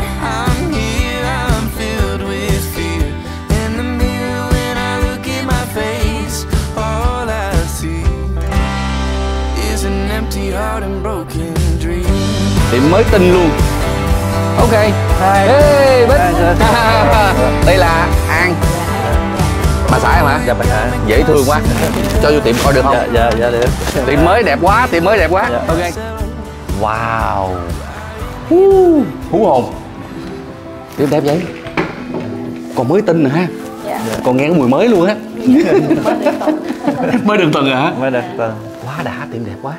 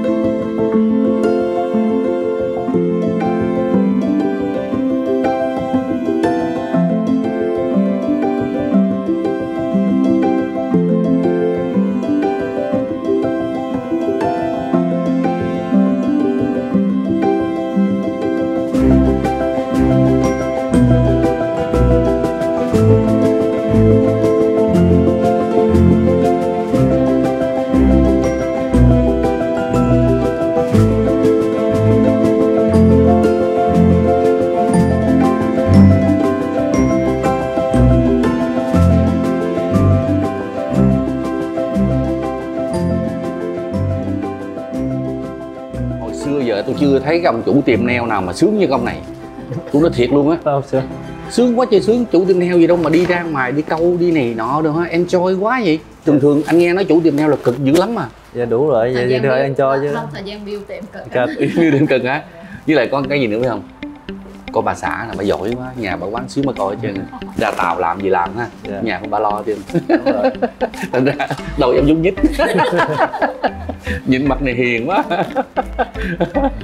Em đâu biết đi ra biển làm gì. Đâu biết. Không, vợ em không thích ra biển, em thì thích ra biển nhiều. Em biết tại sao đàn ông thích ra biển không?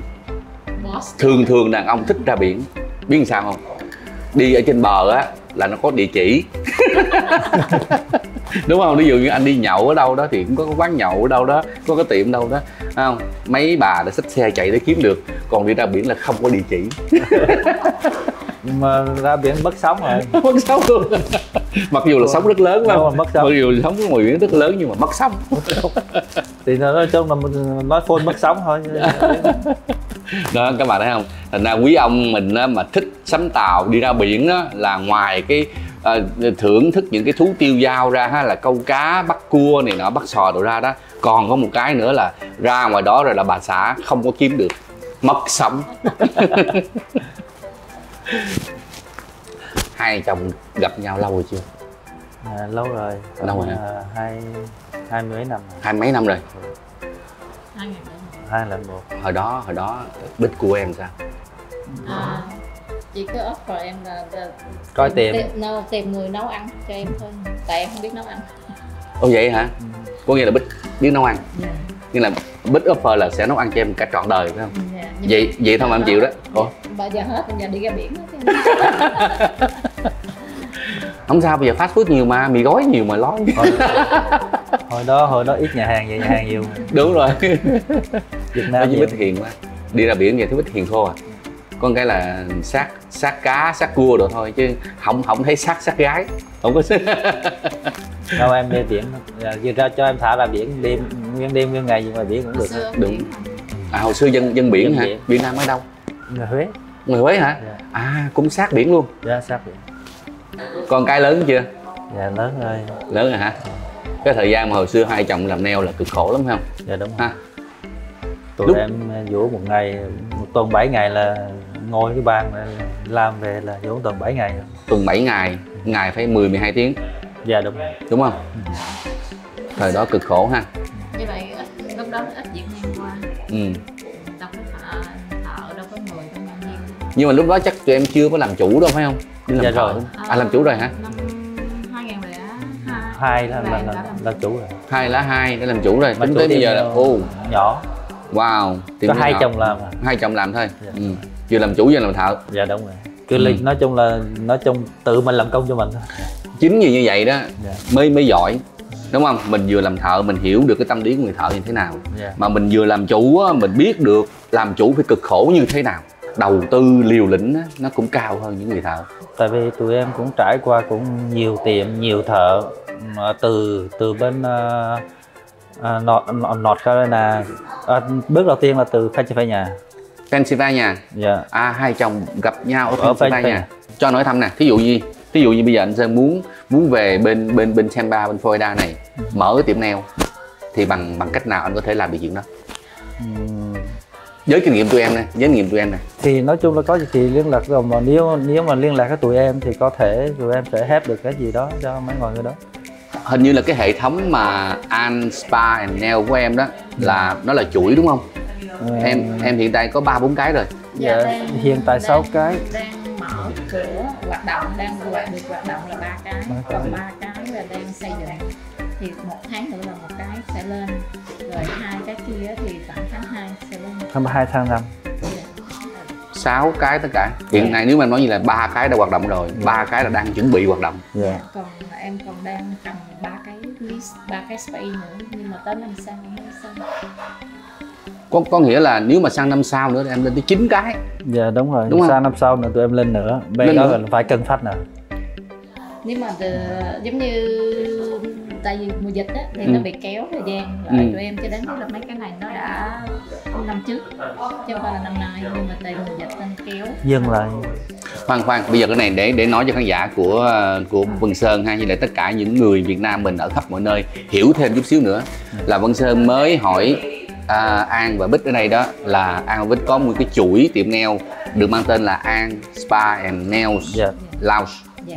Là hiện nay mình đã có 3 tiệm đang hoạt động. Dạ đúng rồi. 3 tiệm thì 1-2 tháng nữa sẽ hoạt động. Dạ. Rồi thêm 3 tiệm nữa, có nghĩa là mình đã ký lease rồi mà mình chưa xây dựng. Dạ đúng rồi. Có nghĩa là bên cái chuỗi mình là sẽ có 9 tiệm tất cả. Dạ. Rồi mình có phát triển thêm không? Dạ có, mà thì em đang cần người, nói chung là có, mà tụi em làm từ từ chứ, tại vì em đang cần người partner. Người phải cần người manager để đứng đây để quản lý tiệm. Thực ra đó thì như thế này nè, anh biết là cái ngành nail của Việt Nam mình á là một những ngành mà đang rất là mạnh, không phải chỉ nói nước Mỹ không nha, trên toàn thế giới luôn. Ngành nail là Việt Nam mình nắm hầu như là trên 50% cổ phần của tất cả những dịch vụ về nail. Đó, thành ra những người Việt Nam mình ở bên Mỹ hoặc là ở trên toàn tất cả những tiểu bang nè thì không có một ai mà không có dính dáng đến ngành nail. Đúng không? Không phải là trong gia đình mình vừa qua Mỹ là phải dùng ngành nail. Đúng rồi, không phải là, nhưng mà nếu mà những người mà không có ngồi dũa nail trực tiếp đó thì không phải là trực tiếp trong gia đình mình ngồi dũa nail đó, thì cũng là bạn bè mình, cũng là anh em mình, cũng là những người mà dòng họ. Ví dụ vậy thì chắc chắn phải có một người là dính về ngành nail hoặc là bạn bè của mình, đúng không? Ai cũng có ai, tại vì ngành nail là gì? Ngành nail là một cái ngành đơn giản, dễ dàng, nhưng mà cần phải có sự skill, phải có cái khiếu và cái sự kiên nhẫn đó, mà người Việt Nam mình là có những cái đức tính đầy đủ, đức tính để mà làm cái ngành nail này cho phục vụ để cho người Mỹ, người bản địa họ rất là hài lòng. Không có cái sắc dân nào mà có đầy đủ những đức tính mà như vậy để mà làm cái ngành nail cho nó tốt hơn là người Việt Nam mình. Thành ra rất là nhiều người Việt Nam mình đang làm ngành nail. Mà anh nghĩ là khi mà những anh em làm trong ngành nail đó mà nhìn thấy được cái cuộc sống ở đây nè, nhìn thấy được cuộc sống ở đây, nhìn thấy biển cả, nhìn thấy cuộc sống, nhìn thấy trái cây, nhìn thấy tất cả mọi thứ ở đây, thì ai lại không muốn có cuộc sống vậy?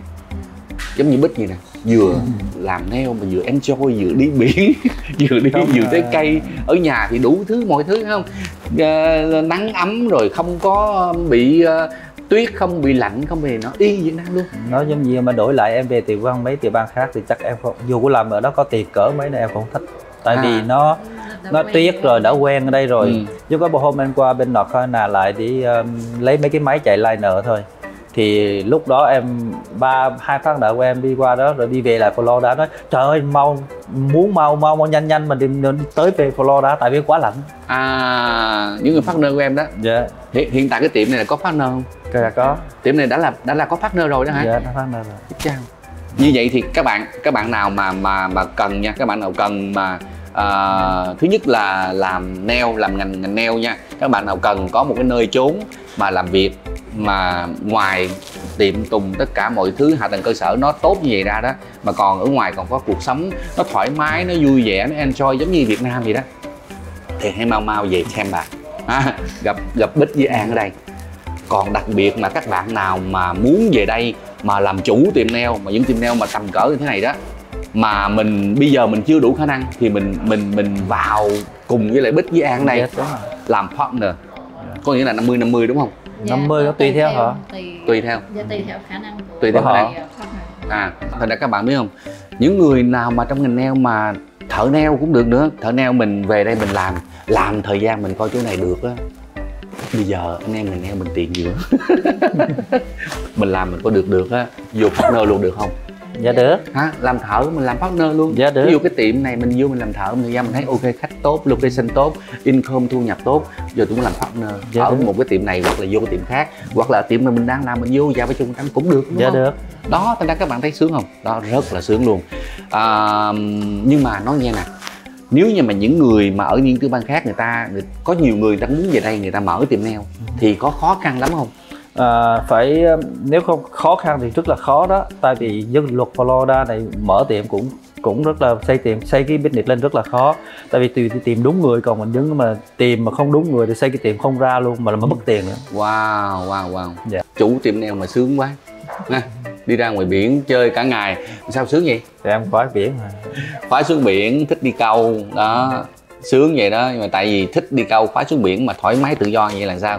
Tại giờ An là bà xã của Bích ở nhà giỏi quá đúng không? Ở nhà em hả? Em ngồi đây, ngồi đây. Ok, em ngồi đây. Rồi. Chào anh. Rồi em. Dạ. Ok. Dạ. Đây là partner của em. Là em là cai quản tiệm này. Dạ. Là manager tiệm này. Em là manager tiệm này. Dạ. Vừa là manager cũng vừa là partner của An với Bích. Dạ đúng rồi. Mà chỉ đặc biệt có tiệm này thôi hay còn tiệm nào nữa không? Dạ em cũng còn một cái tiệm nữa. Một cái tiệm nữa? Dạ tại vì anh Bích với chị An tin tưởng em. Dạ giống như tại mình hợp tác với nhau một thời gian cũng biết tính nhau rồi đó, nên có cái sự tin tưởng. Nếu mà ở với công ty lâu á thì có những cái benefit, dạ, cho nên là em được anh Bích chị An rất là thương. Dạ. Thành ra em với Bích chị An là biết nhau lâu rồi phải không? Dạ cũng biết nhau, em nghĩ chắc cũng 4 năm rồi. Từ khi em dọn xuống Florida. Từ khi xuống Florida tới giờ. Hồi xưa trước đây là em ở đâu? Ở Florida hay ở đâu? Em ở Tampa. Ở Tampa. Dạ. Ở đây lâu rồi. Em ở đây chắc cũng 10 mấy năm rồi. 10 mấy năm rồi. Dạ. Ở trong ngành nail lâu rồi chưa? Chắc cũng hơi lâu rồi đó. Dạ. Nhưng mà nói nghe nè. Dạ. Lý do tại sao em quyết định là em làm partner với lại Bích với An ở đây? Em nghĩ là cái duyên anh. Dạ em với anh Bích, lúc mà anh Bích xuống đây á, thì anh Bích gặp em trong một cái tiệm trong mo đó. Thì hai anh em gặp nhau rồi cũng nói chuyện về làm ăn rồi đó. Mà lúc đó thì em cũng không có kiểu giống như là em còn trẻ lắm, chưa có chịu giống như chưa có hứng thú lắm. Nhưng mà sau này gặp anh Bích lại thì em chững chạc hơn. Dạ, thì anh Bích cũng nói như vậy là em đủ để làm, để run một cái tiệm. Lúc đó em ham chơi á, chưa có muốn như cái ý đó. Có nghĩa là chưa có muốn là run một cái tiệm. Đúng rồi. Trách nhiệm nhiều quá phải không? Dạ đúng rồi. Sau này chững chạc lại chắc có lẽ cưới vợ rồi mà chững chạc lại hay sao? Dạ đúng rồi. Trước là yêu vợ, còn bây giờ yêu con. Khi mà có con rồi đó mới bắt đầu mới tính lại là chững chạc lại, bắt đầu để mình dựng lại sự nghiệp đúng không? Dạ đúng rồi. Dạ. Nhưng mà sau khi mà em vào làm partner chung với lại Bích với An á, có bị hối hận gì không? Dạ không, thậm chí em cảm thấy là đúng, đó là cái quyết định rất là đúng đắn. Dạ không. Hơi bị stress. Bill cái tiệm hơi chua thì. Bill chưa hả? No, Bill là tiệm Florida này đang dạy tiệm bán này, thành phố này hơi khó khăn. City. Công việc nào cũng vậy, công việc nào cũng có khó khăn của nó ha. Mình làm một người thợ cũng có khó khăn của người thợ, mà mình làm người chủ cũng có khó khăn người chủ. Nhưng mà anh nghĩ là làm ngày nào cũng vậy, anh em mình lúc nào cũng muốn step up, muốn tiến hơn, mỗi ngày mỗi mình tiến bộ hơn đúng không? Thành ra mình từ một người thợ rồi mình lên người manager của cái tiệm, sau đó mình là partner của cái tiệm thì ngon quá rồi còn gì nữa. Dạ đúng rồi. Không? Dạ. Em có hài lòng với là cái position của em bây giờ không? Em rất là hài lòng. Rất là. Tại vì thực sự mà nói là mình đang đi một cái con đường nó rất là sáng anh. Và anh Bích với chị em cho em một cái cơ hội. Nếu như em quyết định ở lại một cái chỗ nào đó để làm thì 10 năm sau cũng vậy thôi đúng không? Bây giờ là mình có được cái cơ hội, mình đi con đường này, ai cũng thấy được điều đó hết. Ai cũng thấy được là mình đang đi lên từ từ, và nó mà bước tới cái thành công. Thì em thấy là em tới giờ em không có hối hận. Tại vì mình muốn là cho những partner của mình đó, tại vì hồi xưa giống anh đi làm công thì suốt đời vẫn làm công. Thì khi mình làm công mà khi đến mà cái thời gian mình lớn tuổi rồi á thì mình làm hết được là mình vẫn có cái số phần trăm ở trong phần trăm trong cái tiệm này. Cái tiệm mình vẫn có cái thu nhập. Em chỉnh là cái không phải là suốt đời làm công mà giống như kiểu mình một người làm thợ rồi xong đi lên mà muốn mở một cái tiệm riêng á thì rất cũng có là một cái khó mà một cái nguy hiểm. Bây giờ mà một cái partner vô, ví dụ như giờ em vô một cái tiệm đó 20%, 30% thì cái số thua của em chỉ có 20-30% thôi. Rồi em đi một cái tiệm khác nữa, em cũng hùng một cái tiệm khác nữa cũng 20-30%. Thì nếu mà cái tiệm bên kia nó thắng thì cũng rắc qua bên tiệm bên đây. Đó là mình thức chơi stock. Chơi stock cũng vậy đó, không? Một đầu tư vào bên đây 20-30%, đầu tư vào bên kia 30-40%. Nó kéo qua kéo lại. Cái nào mà lucky, nào mà hơn nó lên đó thì mình lên tốt. Còn nếu mà không thì mình cũng chỉ lỗ một phần nào thôi, bên đây nó kéo ngược lại, đúng không? Thành ra bây giờ gì nè, bây giờ đây là người thật việc thật các bạn. Em tên gì nói lại? Dạ em tên Andy. Andy. Dạ. Em tên em là có bà con gì là Andy Lầu không? Dạ là em thích cái tên Andy là hồi đó lúc em đi học middle school ở Mỹ. Là hồi đó là tại vì em đi học cái người thầy á hỏi em thích cái tên gì.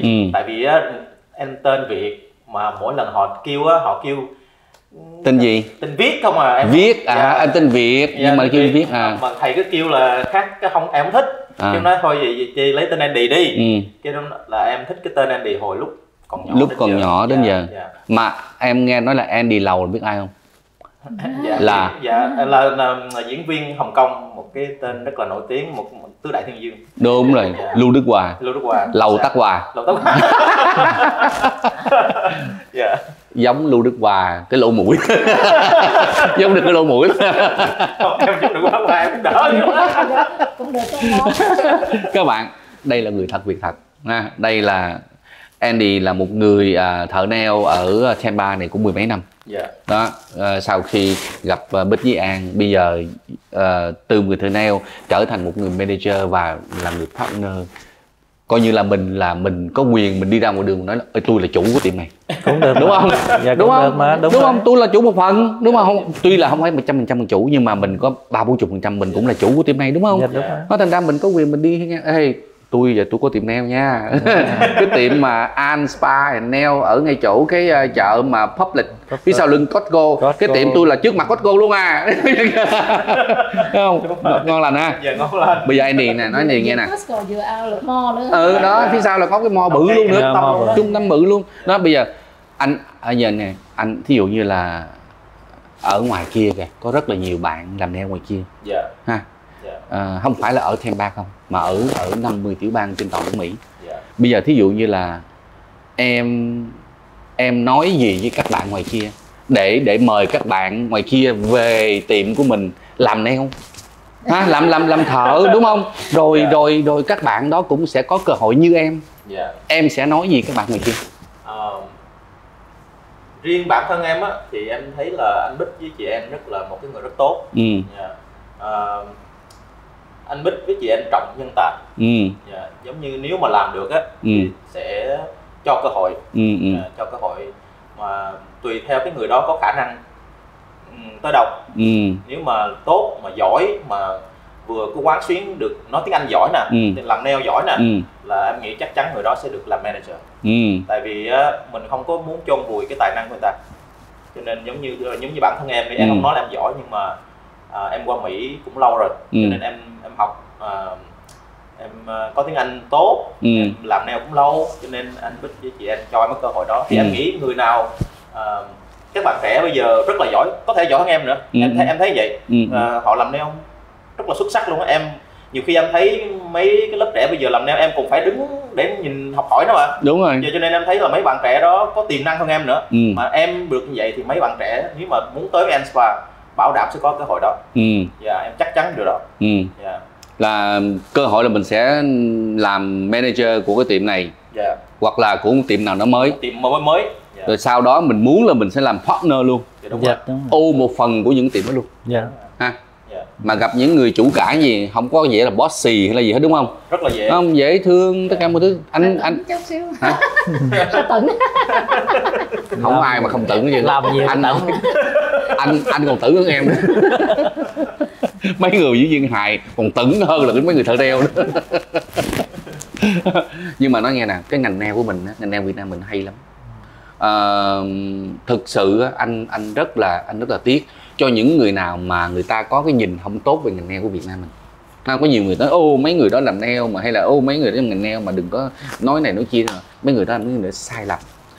Cái ngành nail Việt Nam mình nó làm sao bây giờ hiện tại là một cái ngành mà có thu nhập hầu như là cao nhất, nếu mà cộng tất cả những người Việt Nam ở trên toàn nước Mỹ lại coi, mà những người làm ngành nail coi là thu nhập cao nhất, không có ai mà cao bằng ngành nail trên. Và cái thứ hai là đem được tất cả những cái gì đó, ví dụ như là từ ngành nail mà trở thành những kỹ sư bác sĩ rất là nhiều luôn. Ví dụ như là con của An, con của Bích ha, hay là con của tất cả những anh em ở đây sau này đó thì mình cũng có khả năng để mình nuôi cho các con đi học tới những cái gì. Anh thấy là rất nhiều kỹ sư bác sĩ trẻ hiện tại bây giờ là được nuôi dưỡng từ ngành nail. Cha mẹ làm nail, anh chị làm, kể cả những người Việt Nam chúng ta ở Việt Nam đó cũng được những người Việt Nam chúng ta ở ngành nail làm hàng ngày, dũa hàng ngày để đem tiền gửi Việt Nam nuôi cả gia đình Việt Nam. Đó, thì ngành nail Việt Nam mình nó hay lắm, chứ không phải là ở đây anh Sơn nói không phải là vấn đề là mình nói là làm ngành nail nó giàu hay nó nghèo hay là gì, nhưng mà làm ngành nail là cả một sự hy sinh, đúng không? Tại vì ngành nail là nhiều người ta không chịu làm là tại vì sao? Tiếp xúc với lại chemical hàng ngày, không, bột dũa hàng ngày, hít rồi nhiều khi phổi, rồi nhiều khi tất cả mọi thứ. Về lớn tuổi, về già nó không có được tốt sức khỏe mình, nhưng mà người Việt Nam mình vẫn tận tụy làm việc, vẫn kiếm tiền từ nó để mà nuôi những kỹ sư bác sĩ tương lai để gửi về Việt Nam, nuôi gia đình Việt Nam. Bao nhiêu gia đình Việt Nam sống với ngành nail. Và hiện nay đó anh thấy chưa, lúc mà Việt Nam mình mà chưa vào ngành nail ở nước Mỹ đó thì ngành nail nó đâu có được như vậy, đâu có được những cái tiệm mà khủng khiếp như vậy, đúng không? Những cái tiệm như vậy là cả 500-700 ngàn đô trở lên mới có được cái tiệm như vậy, có nhiều tiệm 1-2 triệu đô la. Dạ đúng rồi. Nó không thấy đâu phải là như hồi xưa mà lẹt tẹt một cái tiệm rồi 4-5 cái ghế rồi vâng nước đi làm. Cái đó thời đó là thời của Bích với An bắt đầu lập nghiệp ở bên Pennsylvania, hai vợ chồng có 4-5 cái ghế phải không, rồi bưng thao đó các bạn. Cái thời mà ngành nail của Việt Nam mình mà cực khổ hồi xưa đó nó qua rồi đó, thành ra bây giờ hãy trở thành những người nắm bắt tương lai giống như Andy đây ha. Có khả năng vào tiệm làm thợ rồi trở lên manager, sau đó chúng ta làm partner của những cái tiệm lớn như thế này. Và đặc biệt một cái điều nữa là sao? Làm nail kiếm được tiền ở những khu sang trọng, khách khứa ngon lành và sống một cái đời sống như là ở Việt Nam luôn. Ở Tampa này sướng quá. Anh thấy sướng quá. Ở Tampa thì gần biển, anh muốn đi biển thì là cũng gần, đi chợ Việt Nam có chợ Việt Nam, trường học cũng tốt. Nói chung là nếu như tất cả nhiều người Việt Nam á mà họ tới một cái chỗ mà anh nghĩ là họ kiếm một cái chỗ để cho con cái họ giống như tương lai của cái gia đình thì anh nghĩ Tampa là một cái chỗ rất là thích hợp. Tại hồi xưa mình qua Mỹ thì mình không nghĩ đến điều đó, tại vì hình như là mình chỉ muốn qua Mỹ là kiếm một cái chỗ định cư, rồi mình thấy chỗ đó mình cũng không có cho chọn lựa. Nhưng bây giờ khác rồi. Đúng rồi. Bây giờ mình qua Mỹ mình phải nghĩ, hồi đó ba mẹ qua đây cũng nghĩ cho con cái, nhưng mà nghĩ theo cái cách là giống như đi học thôi, kiếm cái trường tốt thôi. Nhưng bây giờ mình cần thêm đó nữa, thêm nữa chứ không phải là chỉ có là trường tốt không? Dạ đúng rồi. Trường tốt xong rồi ra trường tốt rồi làm gì đây? Dạ, đúng không? Dạ. Nó phải đời sống, nó phải đời sống tốt, phải bảo đảm. Dạ. Anh thấy như này, hầu như là người Việt Nam chúng ta đó là hiện nay có mặt ở khắp 50 tiểu bang của nước Mỹ, Những người ở miền Bắc đó thì rất là lạnh, đúng không? Coi như 6 tháng là lạnh, 6 tháng. Đấy, thành ra hầu như 3-4 tháng là coi như là nằm ở trong nhà, tại vì tuyết mà, đúng không? Số thành ra thời gian sau này nè, những người mà lớn tuổi đó, những người mà người ta ở tiểu bang lạnh đó, mà lớn tuổi đó, người ta khi người ta về hưu, người ta muốn xuôi về hướng Nam, hoặc là người ta sẽ về ở bên California, hoặc là người ta sẽ về ở Florida, hay là không nữa người ta về ở Houston. Đó, thành ra những cái tiểu bang miền Nam này nè ít lạnh hơn, nhưng đặc biệt hai cái tiểu bang ở miền Nam mà nhiều người Việt thích nhất, một là California, hai là ở Florida. Đó, thành ra các bạn nào mà muốn không phải đến lúc già mình mới về bên Florida đó. Đúng không? Tại bây giờ còn trẻ, đúng không? Chúng ta mua về đây, đúng không? Về đây sống một cuộc sống rất là thoải mái, enjoy life, sướng lắm. Nhìn nè, cái ông chủ tiệm nail mà ông sướng vậy đó. Ông suốt ngày ông ngoài biển. Ai cũng nói là về Florida bị hurricane. Em á, thì thấy khác, mỗi lần hurricane là tụi em party. Đó là mỗi lần bão đó các bạn, mỗi lần bão là party, mỗi lần bão là mở tiệc ăn mừng á. Ăn mừng hay sao? Ăn mừng, nghỉ ngơi nhậu. Nghỉ ngơi. Ngày thường là không bão thì làm. Ý của Andy nói là chỉ có bão mới được nghỉ ngơi thôi, còn phần còn lại đó là đắt luôn mà không được nghỉ ngơi luôn, đúng không? Các bạn biết không, Vân Sơn làm những cái trip như thế này nè, khi Vân Sơn đi Florida ở những trip trước đó, có nhiều bạn xem cái video của Vân Sơn quyết định về Tampa, về Florida liền luôn. Và hiện nay các bạn nó đã về rồi, đã mua nhà rồi, lên viết comment cho những cái chỗ mà của Vân Sơn chiếu video đó, các bạn comment đó, cảm ơn Vân Sơn quá chừng luôn. Tụi em sau khi xem video của Vân Sơn thấy được Tampa, Florida là một nơi ở rất là tuyệt vời, rất là thế này thế kia. Tụi em đã dọn về rồi và hiện nay tụi em có một cuộc sống như ý. Mà bà đám họ dọn phải đó họ không hối hận đâu, tại vì rất là vui, không hối hận. Và đặc biệt nữa là dọn về hồi năm ngoái đó, nhà còn rẻ, năm ngoái nhà lên 30% rồi. Lên quá trời lên. Năm ngoái cái nhà mua chỉ có 400.000 thôi, năm nay lên 700.000. Lời phần nữa. Hơn phần nữa. Lời 30-40%. Nó sướng vậy đó. Bây giờ em thấy là mấy cái bạn trẻ nào mà về Tampa năm ngoái hoặc là 2 năm trước á, bây giờ muốn thành triệu phú hết rồi đó. Đúng rồi. Tại vì cái nhà họ rất là triệu rồi. Đó. Mua nhà 500 là cả triệu rồi. Thành ra các bạn nào mà đã về năm ngoái hoặc về 2 năm trước đó, lấy cái tiền đó ra. Đâu, đem vô đây. Bỏ vô cái hệ thống này để mình bành trướng, mình mở lớn ra không? Mình mở lớn ra làm cùng vào đây làm partner với lại Bích với An, không? Em cũng muốn các tiểu bang, các anh em mà chưa ít có vốn hay có vốn ít về đây đầu tư với mình muốn phát huy ở Florida này cho nó mạnh lên chút xíu, cho cộng đồng mình kiếm tiền nhiều hơn. Đó. Thôi. Hoặc là mấy anh chị nào mà muốn vô làm chỗ mà thoải mái, có chỗ đi chơi biển hay là kiểu giống như bên Việt Nam thì cứ đến liên hệ với các bạn nào mà trong ngành nail là nói chung là các bạn là thợ trong ngành nail đó, mà muốn về một cái nơi chốn mà làm thoải mái, khách khứa sang trọng, tiền cao, tiền ship cao, tất cả mọi thứ, và có một cuộc sống hàng ngày thoải mái như Việt Nam. Mà về biển đồ thì em có mấy bạn làm du lịch cho mướn tàu ra biển, rồi là chở họ đi ra biển chơi, em có hết. Rồi muốn đi bắt ốc hay bắt cua bắt ghẹ gì em cũng có hết, bạn bè chở đi hết. Nhưng mà cái này em đính chính lại mới nãy là em thì nói là tụi em cho em thì cơ hội, nhưng mà thật sự không phải là tụi em mà cả hai đều cho cơ hội lẫn nhau, chẳng ai cho cơ hội ai hết. Giống như giờ em thì không vô thì cũng một mình em phải gánh.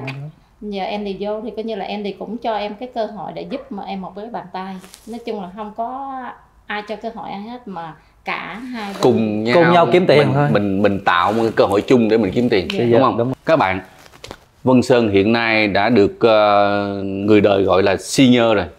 Senior.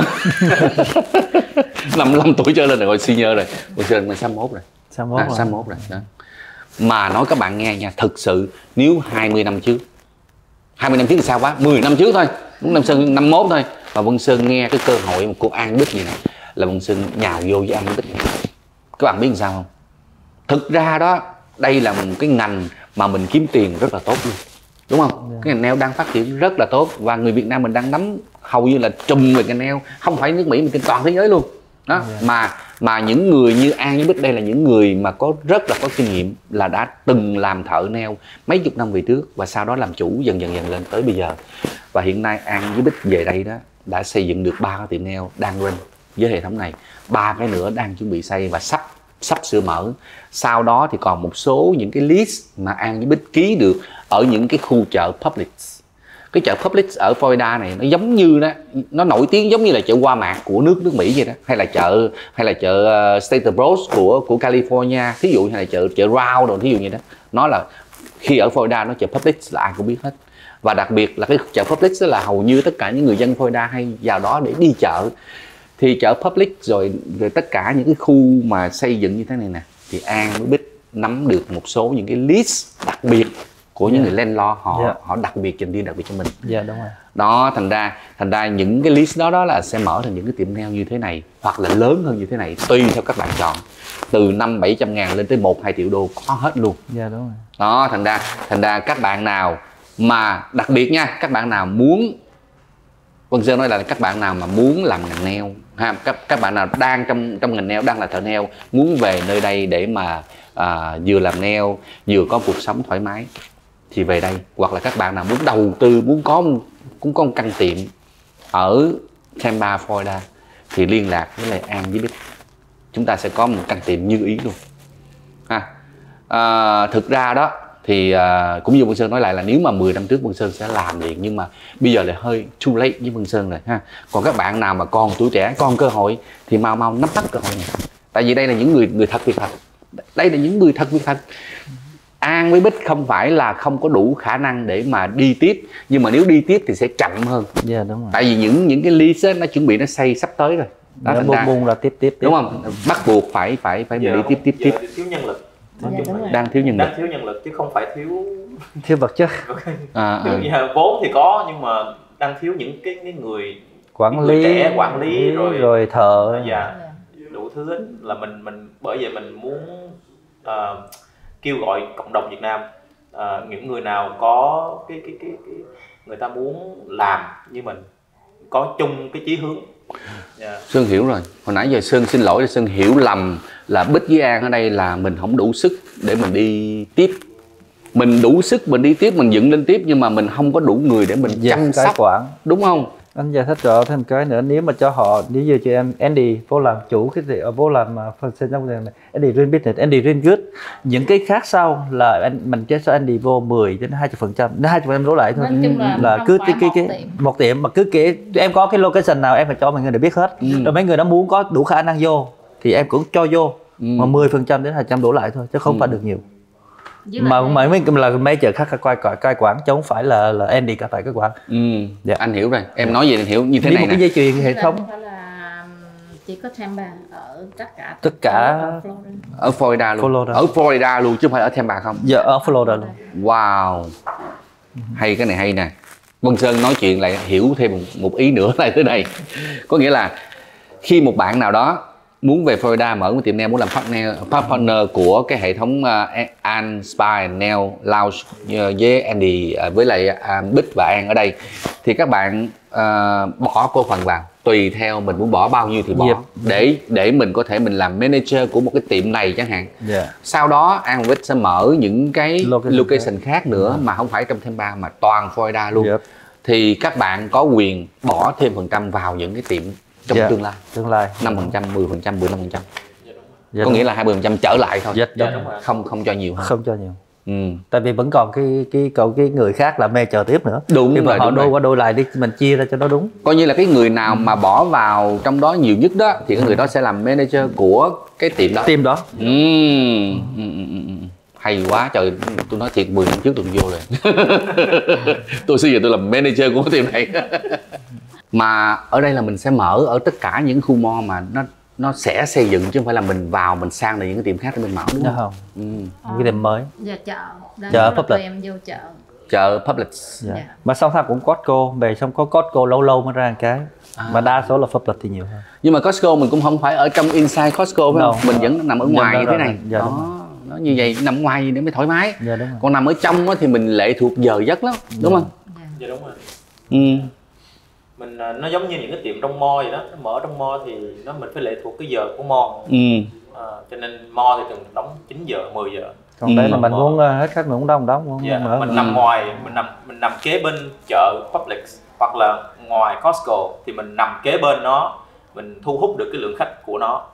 Giống như tụi nó đi chợ, khách đi chợ qua chợ hoặc là Costco thì đi ngang qua tiệm mình sẽ thấy tiệm mình. Đúng rồi. Dạ.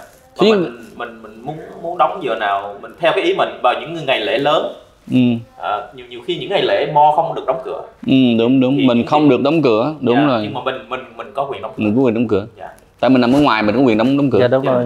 Nhưng mà đối với lại khách cũng vậy nữa, khách người ta lại thích đi những tiệm ngoài thế này hơn là thích đi tiệm trong mall. Đậu xe, đậu xe tất cả mọi thứ đều dễ dàng ha. Hay quá. Với đỡ đi bộ nữa. Em coi mấy cái kênh của anh, em rất là thích cái kênh của anh luôn. Anh mua cái RV, anh đi chơi chỗ này chỗ kia, em khoái cuộc sống của anh đó. Em nói thiệt nha, nói thiệt là em cũng định là một vài năm khi mà sau khi đi với lại anh Bích với chị em á một thời gian nữa, có thời gian á, em muốn cái cuộc sống mua cái RV lâu lâu chở vợ con đi chơi chỗ này chỗ kia, coi nước Mỹ nó đã lắm mình. Lúc đó 10 tiệm rồi đi chơi được rồi. 10 tiệm thì 10 tiệm chứ giờ giống như là Bích nè, thấy không? Đó bây giờ là đang xây dựng nè mà vẫn đi chơi được trên thường đó. Ngày hôm qua là mình xách tàu ra biển chơi ngon lành không? Đúng không? Cái RV đó anh nói em nghe nè, nếu mà có cơ hội em mua liền bây giờ. Bây giờ là em được chở vợ chở con đi chơi. Còn mà em mua cỡ anh là chở vợ thôi à. Con đâu có đi nữa. Con lớn rồi. Con đâu có đi nữa. Con mà mấy ghệ nó chở đi chơi chứ.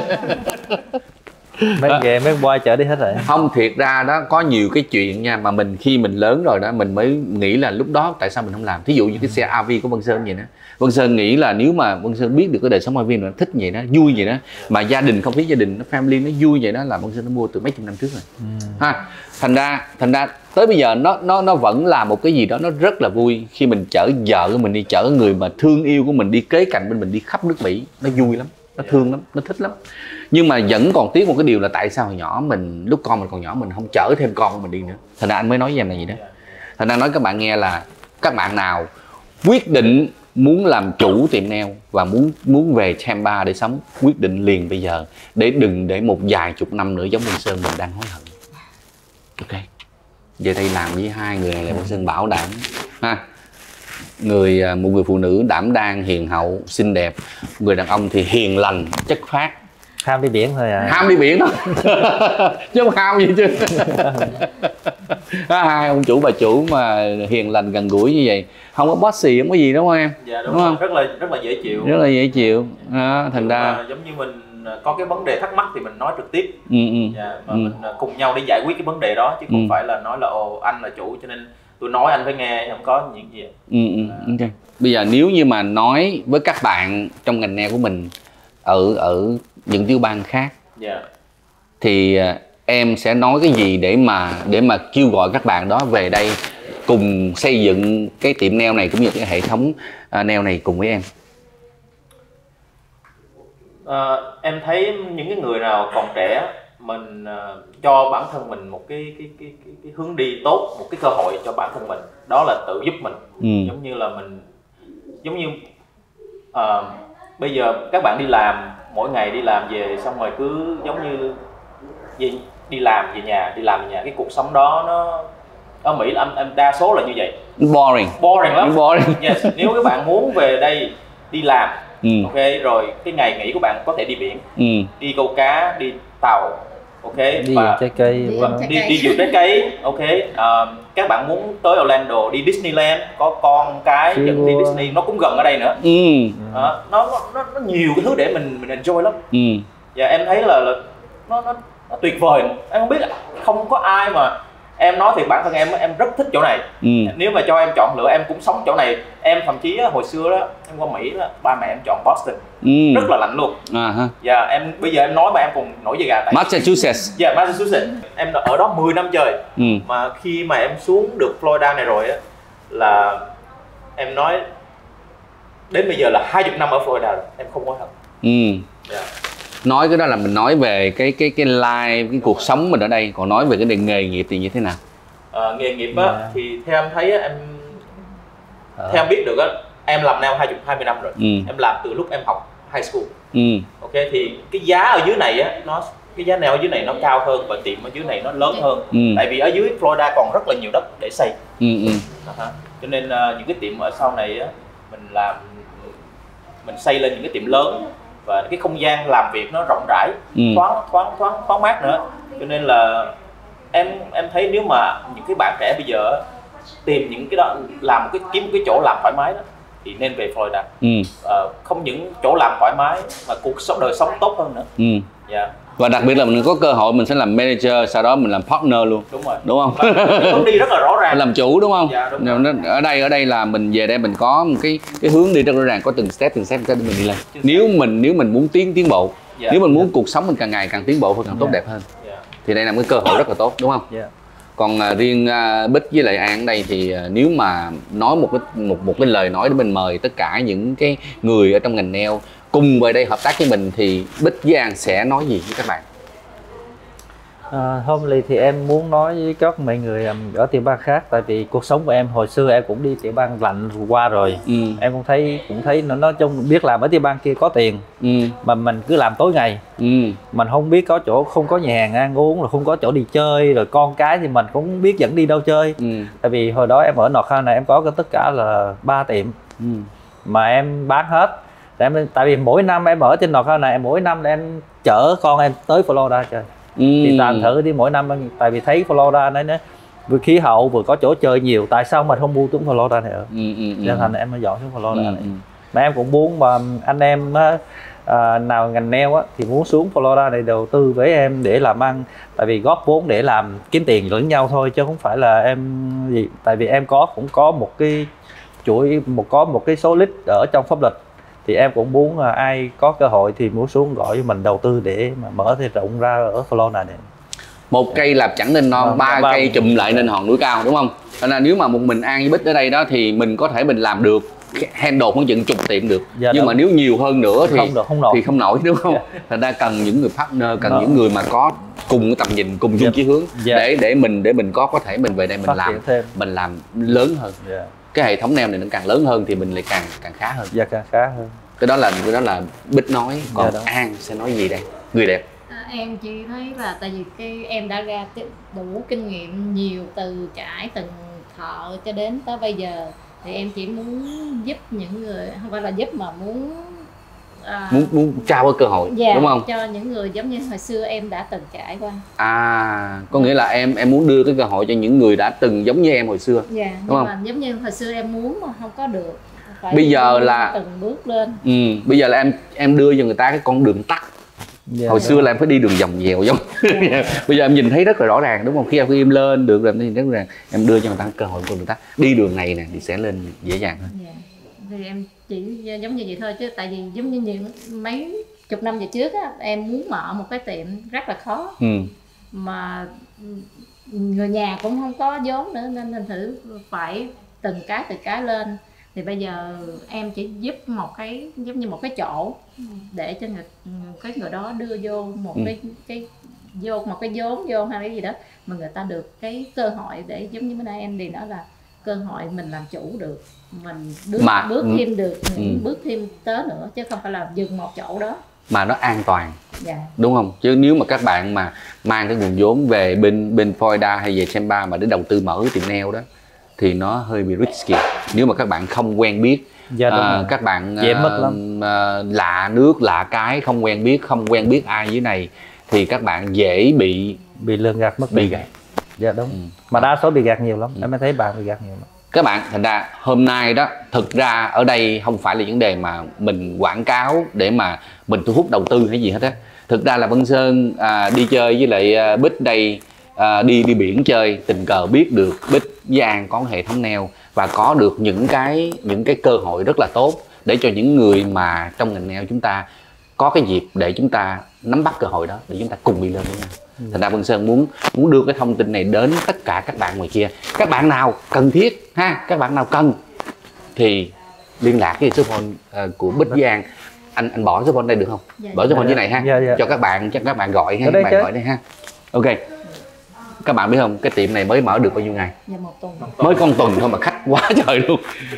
Khách đây đâu phải khách hẹn phải không? Walk-in phải không? Walk-in cũng có, khách hàng có luôn. Walk-in cũng có. 1 tuần mà có khách hẹn luôn hả? Dạ, tại có mấy cái thợ vô đây làm á, họ thích cái tiệm này, cho nên họ muốn tới đây làm thì họ có một cái lượng họ kéo khách về, họ kéo khách về. Tại vì anh sẽ nói mới mở ở mấy chỗ location mới mở, nó thợ mới mở ra là 13 thợ. Là cho họ biết chứ không vậy, cho đừng có lo những cái cái phần sơn luôn, tại vì em cũng có khách. Ok rồi, rồi. Cảm ơn em nhiều lắm ha. Cảm ơn anh. Ok. Em là lucky hơn Bích với An đây. Đúng không? em lucky hơn là tại vì sao? Tại vì em nắm bắt được cơ hội lúc em còn trẻ. Đúng không? Dạ anh Bích chứ chị anh cũng vẫn còn trẻ. Hơn thôi, nó là hơn thôi. Trẻ hơn. Ok, cảm ơn em đi. Cảm ơn em. Rồi. Take care ha, khách. Ok. Ở đây đó mình cá có nè. Cá tôm cá là đầy nè ha. Thịt heo rừng cũng có luôn. Trái cây Việt Nam là đầy nè ha. Thịt heo rừng là có luôn nè ha. Cá sấu luôn. Muốn gì có đó. Sướng không? Đừng có để giống như Vân Sơn. Đến bây giờ mới mua chiếc xe AV, hối hận nha. Các bạn còn trẻ, các bạn còn có nhiều cơ hội. Các bạn quyết định ngay tức thì. Nếu mà một người nào đó muốn qua bên Semba, Florida để mở tiệm nail thì nó khó quá. Không có quen ai hết, đúng không? Không quen ai hết, chân ướt chân ráo qua đây làm sao mở. Qua đây rồi đi làm cho ai, rồi biết chỗ đó tốt hay xấu. Nhưng mà hôm nay các bạn nhìn thấy đây là những người thật việc thật. Đó, các bạn nào muốn có một cái môi trường sống mà nó lành mạnh, nó tốt và không có phải bị lạnh, một cuộc sống ngoài rất là thoải mái, môi trường làm gì cũng rất là thoải mái vậy. Mau quyết định ha. Nói chung là mấy bạn ở miền xa du lịch đi đâu không tới bằng ở cái xứ du lịch ở đây mà mở mắt là đi ra biển, mở mắt lên là mình muốn chạy xe ra biển 15-20 phút là sẽ ra tới biển, là mình đi du lịch rồi. 15-20 phút đi ra tới biển còn chưa hết. Ở tàu biển nữa. Từ biển đó tàu đi ra 15-20 phút bắt là bắt ốc, tôm cá, cua đầy. Vậy chưa bao giờ Vân Sơn thấy một cái xứ nào nó sướng như vậy. Sơn là ở bên California nha. Vân Sơn ở bên California đó mà thường cũng đi lên tàu đi câu, nhưng mà mỗi lần muốn đi câu mà có cá ngon đó là phải chạy ra ngoài 1-2 tiếng. Ra phải deep sea, phải chạy xa lắm, nhiều khi tức 3-4 giờ sáng vậy anh em leo lên trên tàu xong xuôi rồi mới chắc chạy ao kia 3-4 giờ sáng. Dạ đúng rồi. Mới tới chỗ câu. Chứ không có như ở đây là chạy ra tàu ra 15 phút. Nước cạn nhảy xuống cái rồi bóc lên thoải mái. Sò mai, chai and clam, sò mai tới mùa rất là nhiều. Em có biết chỗ sò mai rất là nhiều, muốn bắt bao nhiêu có bấy nhiêu. Mới bắt hẹn kia rồi. Sò mai bướm bằng này. Dạ đúng rồi. Đúng rồi, sò mai với sao pha được này ngon lắm, sướng lắm các bạn, sướng dữ lắm luôn. Thành ra không phải là dụ dỗ các bạn đâu mà thiệt luôn. Không, nói chung là không phải là dụ dỗ mà các bạn xuống đây thử có mà không, mình bảo đảm các bạn không muốn rời về không muốn bỏ đi đâu. Không muốn bỏ đi đâu, thiệt tình. Cái khí hậu làm cho mình nó làm cho mình nó thấy thoải mái, biết là tiền không nhiều bằng ở địa phương khác, mà ngược lại mình làm tiền để làm gì? Làm tiền để mình sống cho cuộc sống cho mình. Mà các bạn làm ra tiền mà cuộc sống của mình không có thì mình làm cái tiền làm gì? Mình phải cho mình nữa chứ. Các bạn nghe nói không? Các bạn nghe chủ tiệm nail nói không? Tôi nói thiệt nghe, lần đầu tiên gặp cái ông Bích này tôi không biết ổng chủ tiệm nail. Ổng nhìn chủ tiệm nail thường người ta phải ở trong mát hay ngồi dũa, thường là nó trắng trẻo đẹp đẽ lắm. Giống Ấn Độ. Ổng đen như là hải tặc luôn. Đúng rồi, đen hải tặc là ra biển nhiều quá. Biển không à, ở ngoài biển không à, thành ra da nâu sậm mà tướng tá khỏe re ha, chắc nít rồi. Ha, đúng rồi. Đó thành ra các bạn nào muốn vẫn làm cái ngành nghề mình yêu thích, vẫn kiếm được tiền và có một cuộc sống thoải mái thì mau dọn về Semba Florida ngay tức thì. Gọi số phone này làm phiền Bích với An liền. Ok, rồi anh em mình tạm biệt khán giả ha. Ok, bye bye.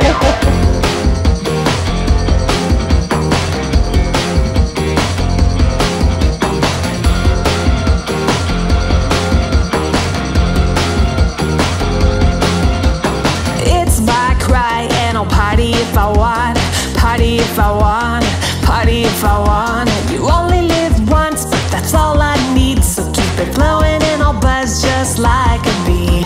Dancing on the tables, throwing out the labels. Life is a ball and I'm living it large. I'm the entertainment and I came to play. You gonna know my name. We're gonna misbehave.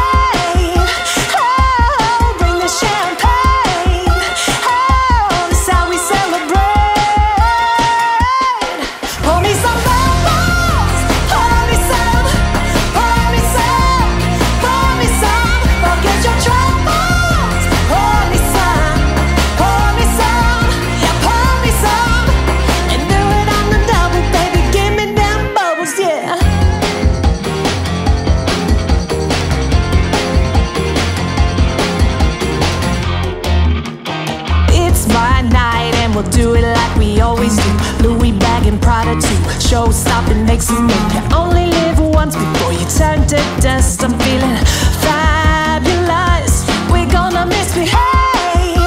Oh, bring the champagne. Oh, that's how we celebrate.